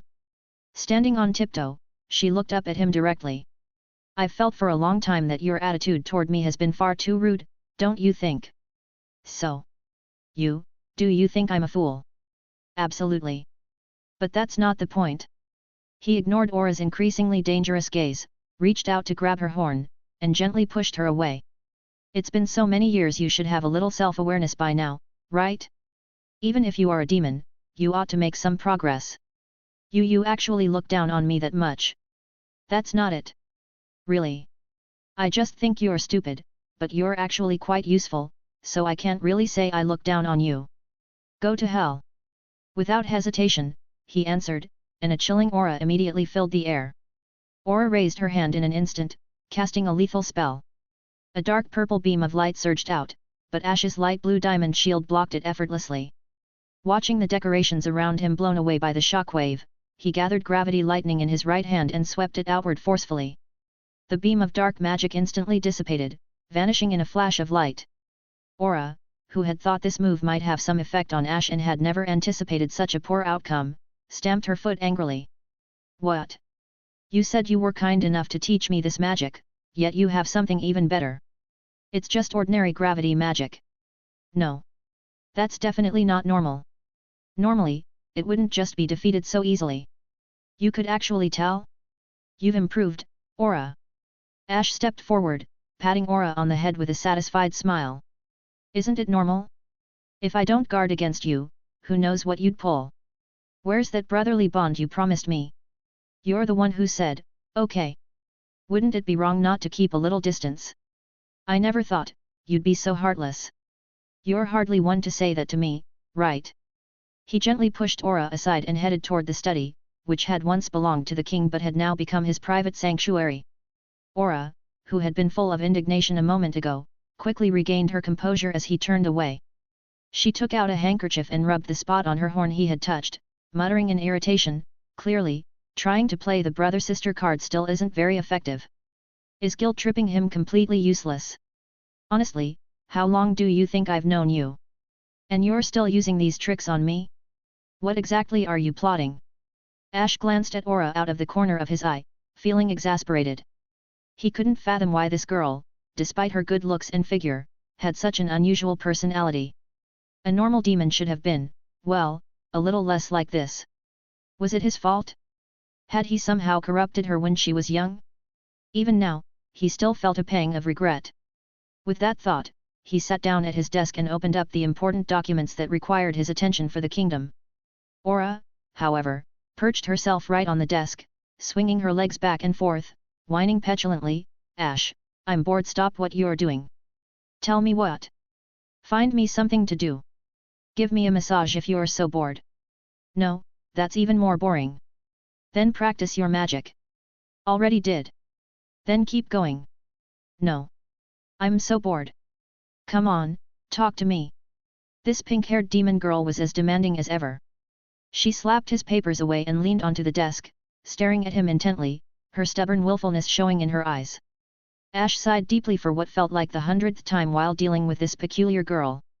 I'm not saying this to be harsh, Aura, but you are talking about me. Before he could even finish, Aura interrupted, displeased. Dealing with this headstrong girl always took patience, but he simply nodded and said, all right, yes, I'm talking about you. Chapter 82 Aura, you are a born villain. Although Ash initially wanted to be polite to Aura, his rather silly sister, she was so much trouble that he eventually gave up on the notion entirely. Looking at this girl, dressed almost like an eccentric queen with her belly-bearing outfit, long black silk gloves, undeniably attractive appearance, yet frustratingly willful personality, he couldn't help but think. Why is she still as willful as a child despite her age? And this behavior is especially obvious around me. Of course, before he could fully puzzle it out, he ended up speaking his mind rather frankly, which angered Aura to the point where she seemed ready to pick a fight. However, he raised his hand, motioning for her to hold back for a moment, and continued. Even if I'm talking about you, I'm really looking out for you. And can't you just act like a regular demon and go find a corner to study magic by yourself? Normal demons rarely felt bored, they could easily spend dozens, even hundreds of years in isolation, delving into their magic. But for Aura, this was clearly out of the question. Without a moment's thought, she denied it. No, I'm different. Besides, obedience magic is already flawless, and now you've even added the physical option of frontal lobe destruction. You can completely control someone without needing to cut off their head. Honestly, Ash, I have to thank you for this, you're truly a born villain. Discussing the physical methods of reinforcing obedience magic, Aura appeared strangely elated. She immediately slid over to sit sideways on his lap, looked up at him with excitement, and poked his cheek with her fingertip. A lively, beautiful girl in his arms, but given her peculiar, capricious personality, and the fact he had watched her grow up, it left Ash wondering if this was something to feel happy about, or something else entirely. He tried hard to think about this, and while ignoring her interruptions, he also felt a bit disheartened by her peculiar compliment. Especially the way she praised him, it made him feel distinctly like a villain, though denying it outright was hard. But in reality, those who underwent the surgery had been carefully selected, it was not used indiscriminately. The idea of frontal lobe surgery may sound like a high-risk brain procedure from the 21st century. However, the technique was actually pioneered by a Portuguese neurologist in 1935. The entire process was straightforward and even crude, often leaving no visible scars after recovery. The technique involved an ice pick and a hammer. After sterilization, the tool was inserted through the eye socket to penetrate the skull, allowing the destruction of the frontal lobe without removing it entirely. This process required neither specialized surgical skills nor professional equipment. It could be performed almost anywhere and typically took around 10 minutes, achieving considerable results at a low cost. This type of frontal lobotomy made subjects extremely docile and compliant, and it was highly effective even on dangerous, violent animals. Historically, it was often used on mental patients to pacify those who were otherwise uncontrollable, although the practice was banned in the modern era. However, the risks were substantial. Any slight mistake or unintended damage could turn the person into a lifeless shell. The so-called ice pick therapy, popularized by its infamous pioneer Dr. Walter Frieren, once reached an appalling mortality rate of 10%, and came with a high risk of paralysis, cognitive decline, and other severe consequences. With his knowledge of 21st century medicine, Ash applied a more meticulous approach, using skilled practitioners and even the kingdom's bishop, who was reluctantly forced to collaborate to cast healing magic. This ensured a zero mortality rate for the procedure, which mainly deprived the subjects of free will while preserving their intelligence and ability to think. Ash, however, wasn't fond of killing indiscriminately, so these surgeries were reserved for enemies specifically, opposing empires and corrupt nobles in the kingdom whose behavior was intolerable to him. Many nobles in medieval society were known for reprehensible acts. Rape, theft, and other abuses of power were rampant. Although he couldn't control the actions of people in other lands, Ash treated the kingdom as his own realm and naturally couldn't allow such people to do as they pleased. Since he held control over the kingdom, he effectively was the law, thus, such actions were legally acceptable, especially in this era, where kings often ruled with absolute authority. While he had the power to order executions at whim, Ash preferred a structured and orderly rule. In a time when the moral standards of the ruling class were generally low, Ash's relative ethical principles stood out and gained him many allies. Moreover, if nobles cooperated willingly, even if they required some form of control, he preferred not to use frontal lobe surgery on them. Instead, he would employ obedience magic to ensure their compliance. Given the strength of this magic, it was nearly impossible to escape his control once bound by it. The operation itself, though seemingly brutal, didn't damage the eyes or affect other bodily functions, making it ideal for enforcing obedience magic. Aura was particularly impressed with the surgical method he devised. Without his restrictions, she would likely have wanted to implement it throughout the kingdom. Now, seeing Aura happily swinging her legs on his lap, clearly treating the procedure as a fascinating new toy, Ash placed a hand on her head, shook his head, and sighed. "I always wanted to be seen as a decent person. Can you stop calling me a villain? Why don't you go and find something fun to do? Everything else is too boring, there's no fun in it. As a demon, finding life boring, is that supposed to be acceptable? And why wouldn't it be? Well, how about we visit the battlefield? There are several targets ready. It might just be the right time to reap some rewards." Ash knew that if he didn't assign Aura some kind of task, this spirited girl would keep pestering him indefinitely. So he offered a suggestion that he hoped would occupy her for a while. Hearing his idea, Aura gave a playful sneer. "We used to talk about harvesting, and now you're calling it reaping rewards. Isn't that just a nicer way to put it? Well, if I phrase it nicely, it makes me feel like I'm a better person." That's just hypocritical, like those nobles. Honestly, it's kind of revolting," Aura said, her expression unfiltered in showing disdain. "Say what you like." Although being looked down on by Aura was annoying, he didn't care to argue with this spirited girl. In truth, it wasn't the kingdom of Esther that instigated the conflict. Rather, the surrounding nations were still battling among themselves for various reasons. Though they technically had no obligation to involve themselves in the war, there was no rule against taking some advantages from it. There wasn't even a need to kill. All they had to do was stay hidden at the edge of the battlefield and select an ideal target. Aura would then cast her obedience magic, a secondary, optimized spell that could make a well-suited target surrender from afar with minimal resistance. It wasn't as though they were killing anyone or doing anything disruptive. They only targeted those who were already on the brink of death. A simple, severe injury or an otherwise fatal wound wouldn't stop her, she would bypass such obstacles with barely a glance. Ash had taught her that humans often reached the peak of their strength in the face of death, meaning those on the battlefield were at their absolute best just before they died. And when it came to recruiting subordinates, Aura naturally wanted them in their finest state. The state of death was hardly an obstacle for her magic. As long as a person's soul lingered on the threshold of death, she could still exert her control. It didn't matter if they'd just died, if they'd lost their head, or even if their limbs had been severed. Magic could mend such injuries. Thanks to Ash's guidance, despite her tendency toward arrogance and impatience, Aura had learned to wait and refrain from pushing too hard. Wasting a little time here and there was of no consequence, after all, they had plenty. While some warriors might have passed their physical peak, what Aura pursued was an overall strength that would endure. Although this approach seemed a bit like desecration, it somehow didn't feel as unethical, especially when framed as a means to ensure peace. Even if it was only a justification, it made the act seem less offensive. After all, someone had to shoulder the burden of necessary evil. Without an overwhelming force to deter others, there would only be more bloodshed and sacrifice. When comparing the choices, the controlled resurrection of the dying or the unchecked escalation of conflicts, one of them felt like a more appropriate path forward. But to be honest, Ash didn't know which option was truly right, nor did he intend to dwell on it. He made promises to the warriors he selected from the edge of death. When he eventually controlled the world, he would grant them the means to return to their families with their minds and bodies intact, thanks to magic. After enduring Aura's relentless urging, Ash picked up his briefcase and allowed himself to be pulled toward the carriage waiting in the royal city. But just as he seated himself inside and Aura took her place across from him, a small figure darted down from the castle's second floor and slipped into the carriage. In an instant, she was perched on his lap, bringing with her a gentle and fragrant aroma. Without needing to look, Ash knew who it was by the familiar softness in his lap and the unmistakable fragrance. There was only one person who would do this, Liney. This pink-haired demon girl, with her twin ponytails and tiny horns, had a doll-like appearance, a sweet yet impassive expression, and an air of quiet elegance that made her seem like a meticulously crafted figurine. She was dressed in a style that brought to mind the look of a Lolita, holding a book in her hands and reading it attentively even as she sat on his lap. Her slender, shapely legs were clad in black stockings. Somehow, these still existed in this era, looking temptingly like the finest dark chocolate.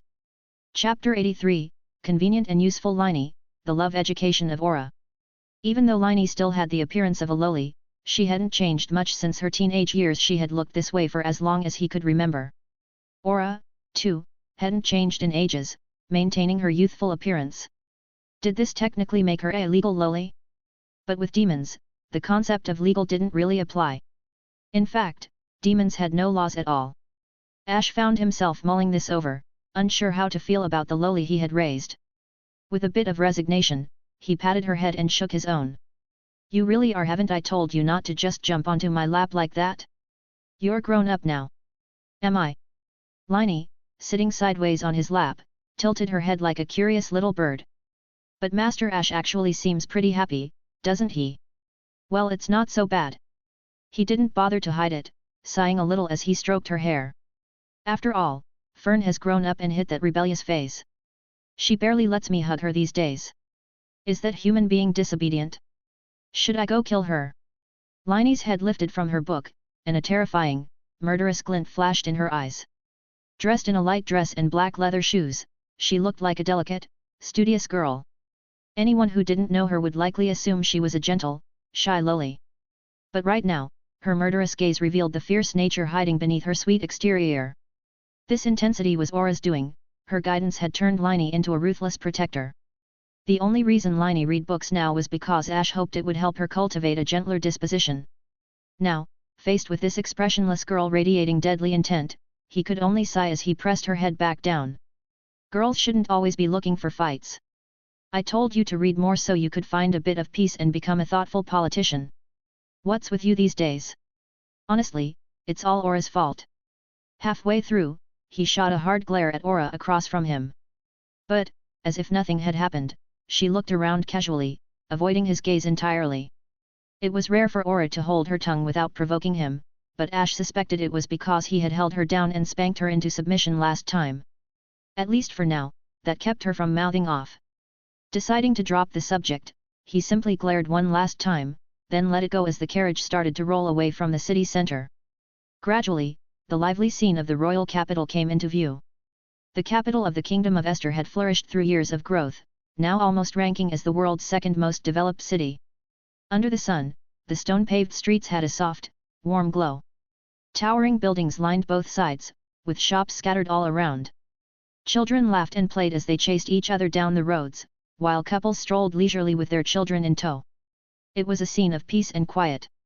In the busier areas, carriages moved in a steady flow, mingling with residents and tourists alike. The market was lively, filled with the bustling sounds of vendors shouting their wares and customers bargaining over prices. Fresh fruits and vegetables, fish, shrimp, meats, fragrant wines, and a variety of daily essentials were displayed across stalls, while performers from afar entertained the crowds with juggling, singing, and dancing. It was a scene that radiated prosperity and progress, a stark contrast to the rough strength and wealth of the past. This flourishing atmosphere was precisely what inspired so many knights to voluntarily pledge their loyalty, recognizing the new order Ash had fostered. Ash felt a deep sense of accomplishment as he took in the sights, though Aura seemed disinterested, and Liney simply sat on his lap, engrossed in her book. He was certain now that traveling with these two was, quite possibly, as dull as company could get. In his own bout of boredom, he rested his chin on Liney's head and nonchalantly placed a document on top of her book. "Lord Ash, I can't read if you do that," Liney said, shaking her head in mild exasperation. "Oh, like you were really reading," he teased. "You were just pretending, weren't you?" "Oh. I'm sorry," Liney murmured, her shoulders drooping as her pretense was called out. "I'm not mad. Just put your book on your lap, it'll make a nice cushion for my paperwork." "Yes." Liney's face brightened as though she'd been pardoned, a faint smile forming as she set the book on her thighs. Even though she was now serving as his makeshift desk, she swung her legs happily. Seeing her innocent joy, Ash felt his irritation fade. Liney's childlike demeanor was both endearing and exasperating, yet he couldn't bring himself to scold her for being so compliant. Instead, he simply sighed and returned his focus to the documents. The carriage, buoyed by Ash's anti-gravity spell, glided through the streets under the protection of the knights. Before long, they reached the camp outside the city, where the knights swiftly unloaded the carriage, securing it in the outer camp. Controlled creatures then lifted it, carrying them swiftly toward the nearest battlefield, guided by knights mounted on flying beasts. As they soared over the countryside, they passed the fortress city of Wise, the largest city on the eastern border of the neighboring empire. But today, the once prosperous fortress city glowed with a shimmering golden hue, and even the vast forest surrounding Wise appeared gilded, a dazzling transformation that made Ash pause in recollection. The sight brought him back to his last visit here, to memories of the days before the city had turned golden. And a bit before that, to the very moment when he'd disciplined Aura. About 40 years ago. Ash had been distraught watching Liney's transformation over time. He had hoped to raise a sweet, obedient child, only to see her grow into a merciless fighter. Now, he was filled with regret, clutching his chest and lamenting his failure. "What's with that look?" Aura's expression was completely unfazed by his darkening gaze. "You can't blame me for this. I trained her for you, remember? I even found her a teacher exactly as you wanted. How was I supposed to know that the king's specially chosen tutor was also secretly grooming a lover for himself? And besides, didn't I work hard to mold Liney into someone who's worthy? Is that all you have to say?" Ash's frustration twisted into a bitter laugh. Aura, completely oblivious to the simmering tension, crossed her arms confidently and lifted her head, saying, "Of course there's more to it, but you should still thank me. After all, I focused on making sure that child would listen to you above all else. Now, she's more obedient to you than to me." "Thank you, but Aura, what exactly do I need an executioner for?" "Who knows? But having more can't hurt, right?" "Really?" Ash took a step closer, resting his hand on her horn. "Hey, Aura, did you know?" Annoyed, Aura swatted his hand away, rolling her eyes. "Don't touch me. I'm not your pet. Now, what do you want to say?" "Nothing, really. It's just that I realize now it's my fault for not guiding my little sister better. I have a lot to answer for when it comes to how you turned out." Although Aura looked puzzled, a faintly expectant smile appeared on her face. So, you finally understand how much you owe Aura-sama. The naive way she misinterpreted his words made him chuckle. Yes, that's right. I owe you a lot, of education. Education. Or in other words, a little, discipline of love. De-discipline? Wait. You're not thinking of WO. The realization dawned on Aura just a moment too late.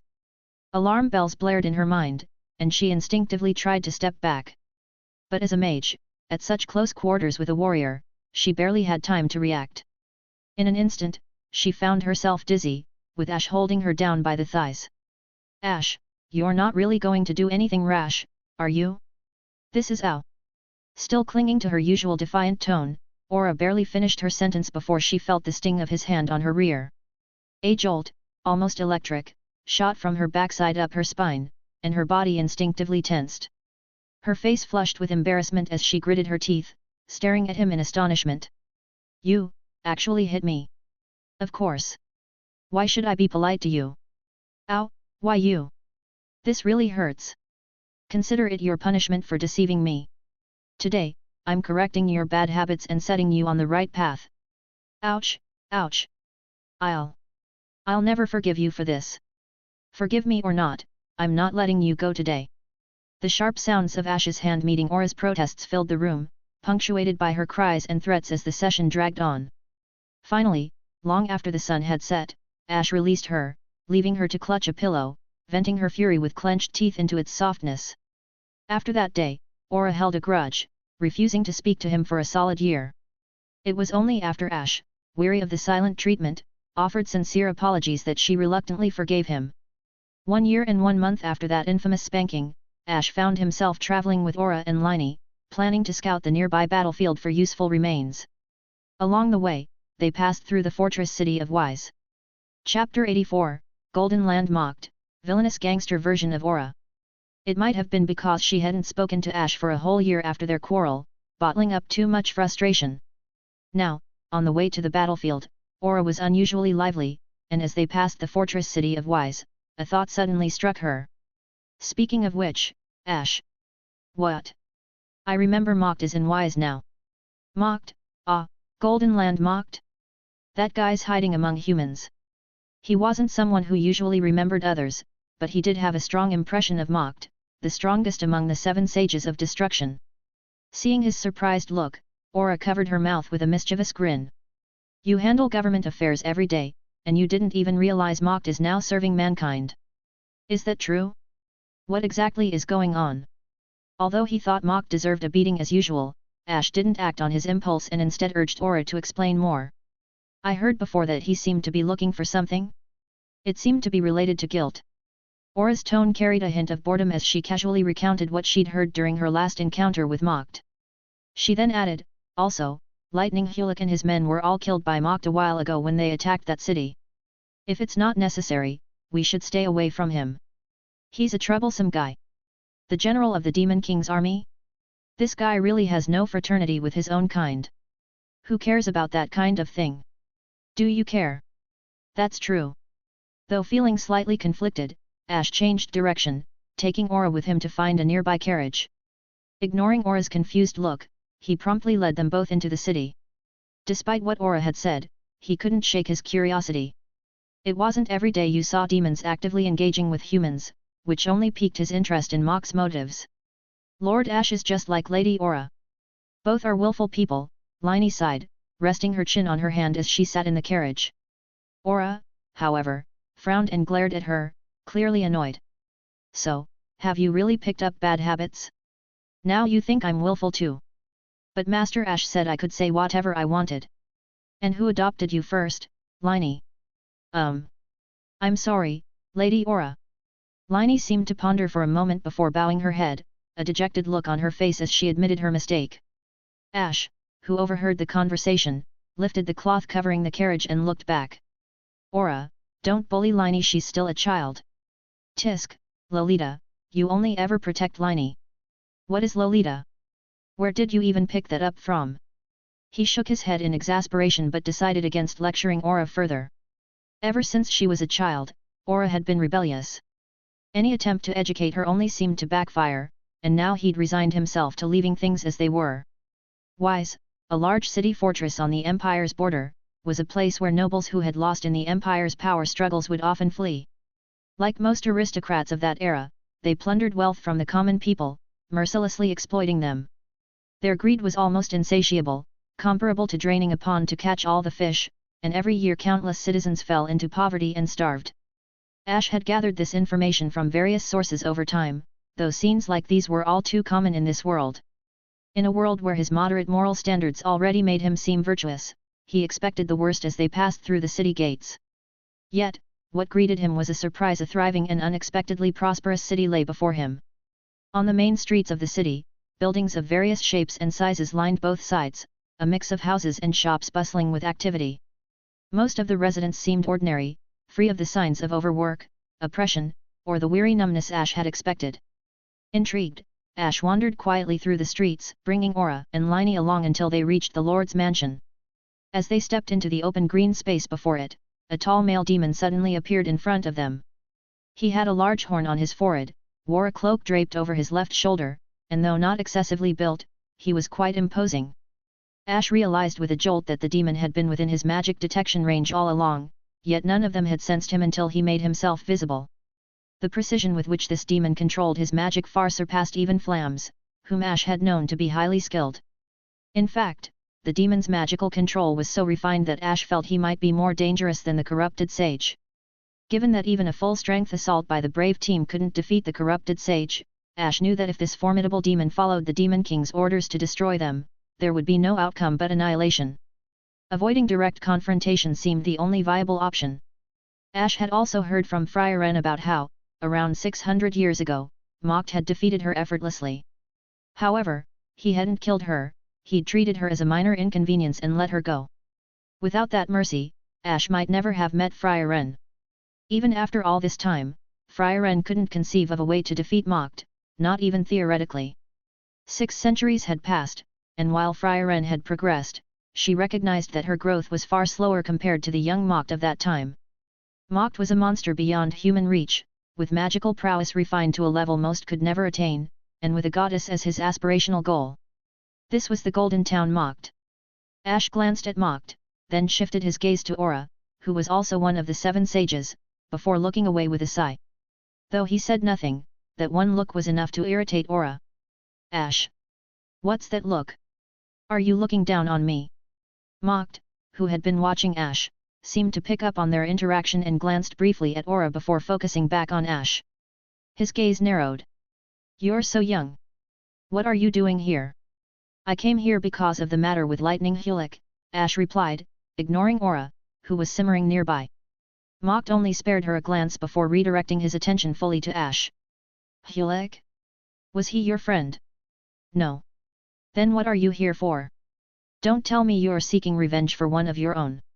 Even though you're a demon, I doubt you share that kind of camaraderie. I just believe that excessive killing of one's own kind isn't beneficial. Well, maybe I'm just being polite, Ash admitted. The fact that Mocht recognized him as a demon with a single look had caught him off guard. Deciding to probe a bit, Ash smiled. I am curious, though, about what you're doing here. Before I answer that, Mahar replied, shouldn't you tell me who you are? Ash. I'm Aura's brother, Ash replied, glancing at Aura as he spoke. This line, one that only a human would typically use, made Mocht's expression harden. Brother. You didn't know. I understand it in theory, but it's a feeling, I suppose, since I raised her with all my heart. Claiming all the credit for himself made Aura, who had already been annoyed, grow furious. You raised me?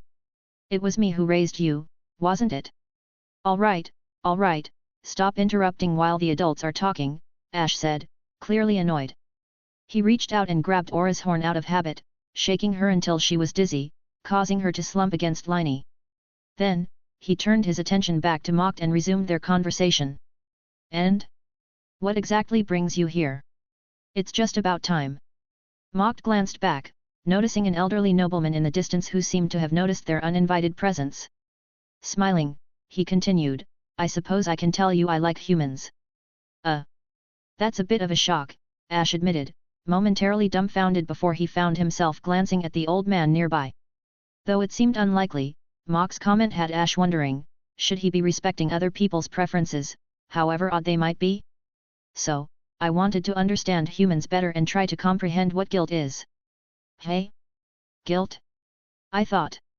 You thought I meant Gluck? Of course, I like Gluck too. Just to clarify a bit. Mock's strange wording left Ash rubbing his temples, trying to organize his scattered thoughts. When you say you like it, there isn't anything unusual, right?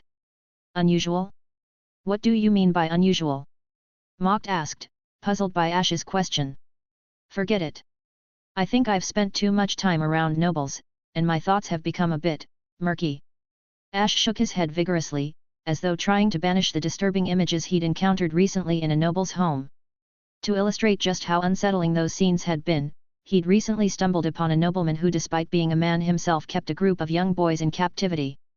When Ash discovered this, they were all in various states of undress, seemingly unaware of anything out of the ordinary. These types of incidents were disturbingly common among the nobles.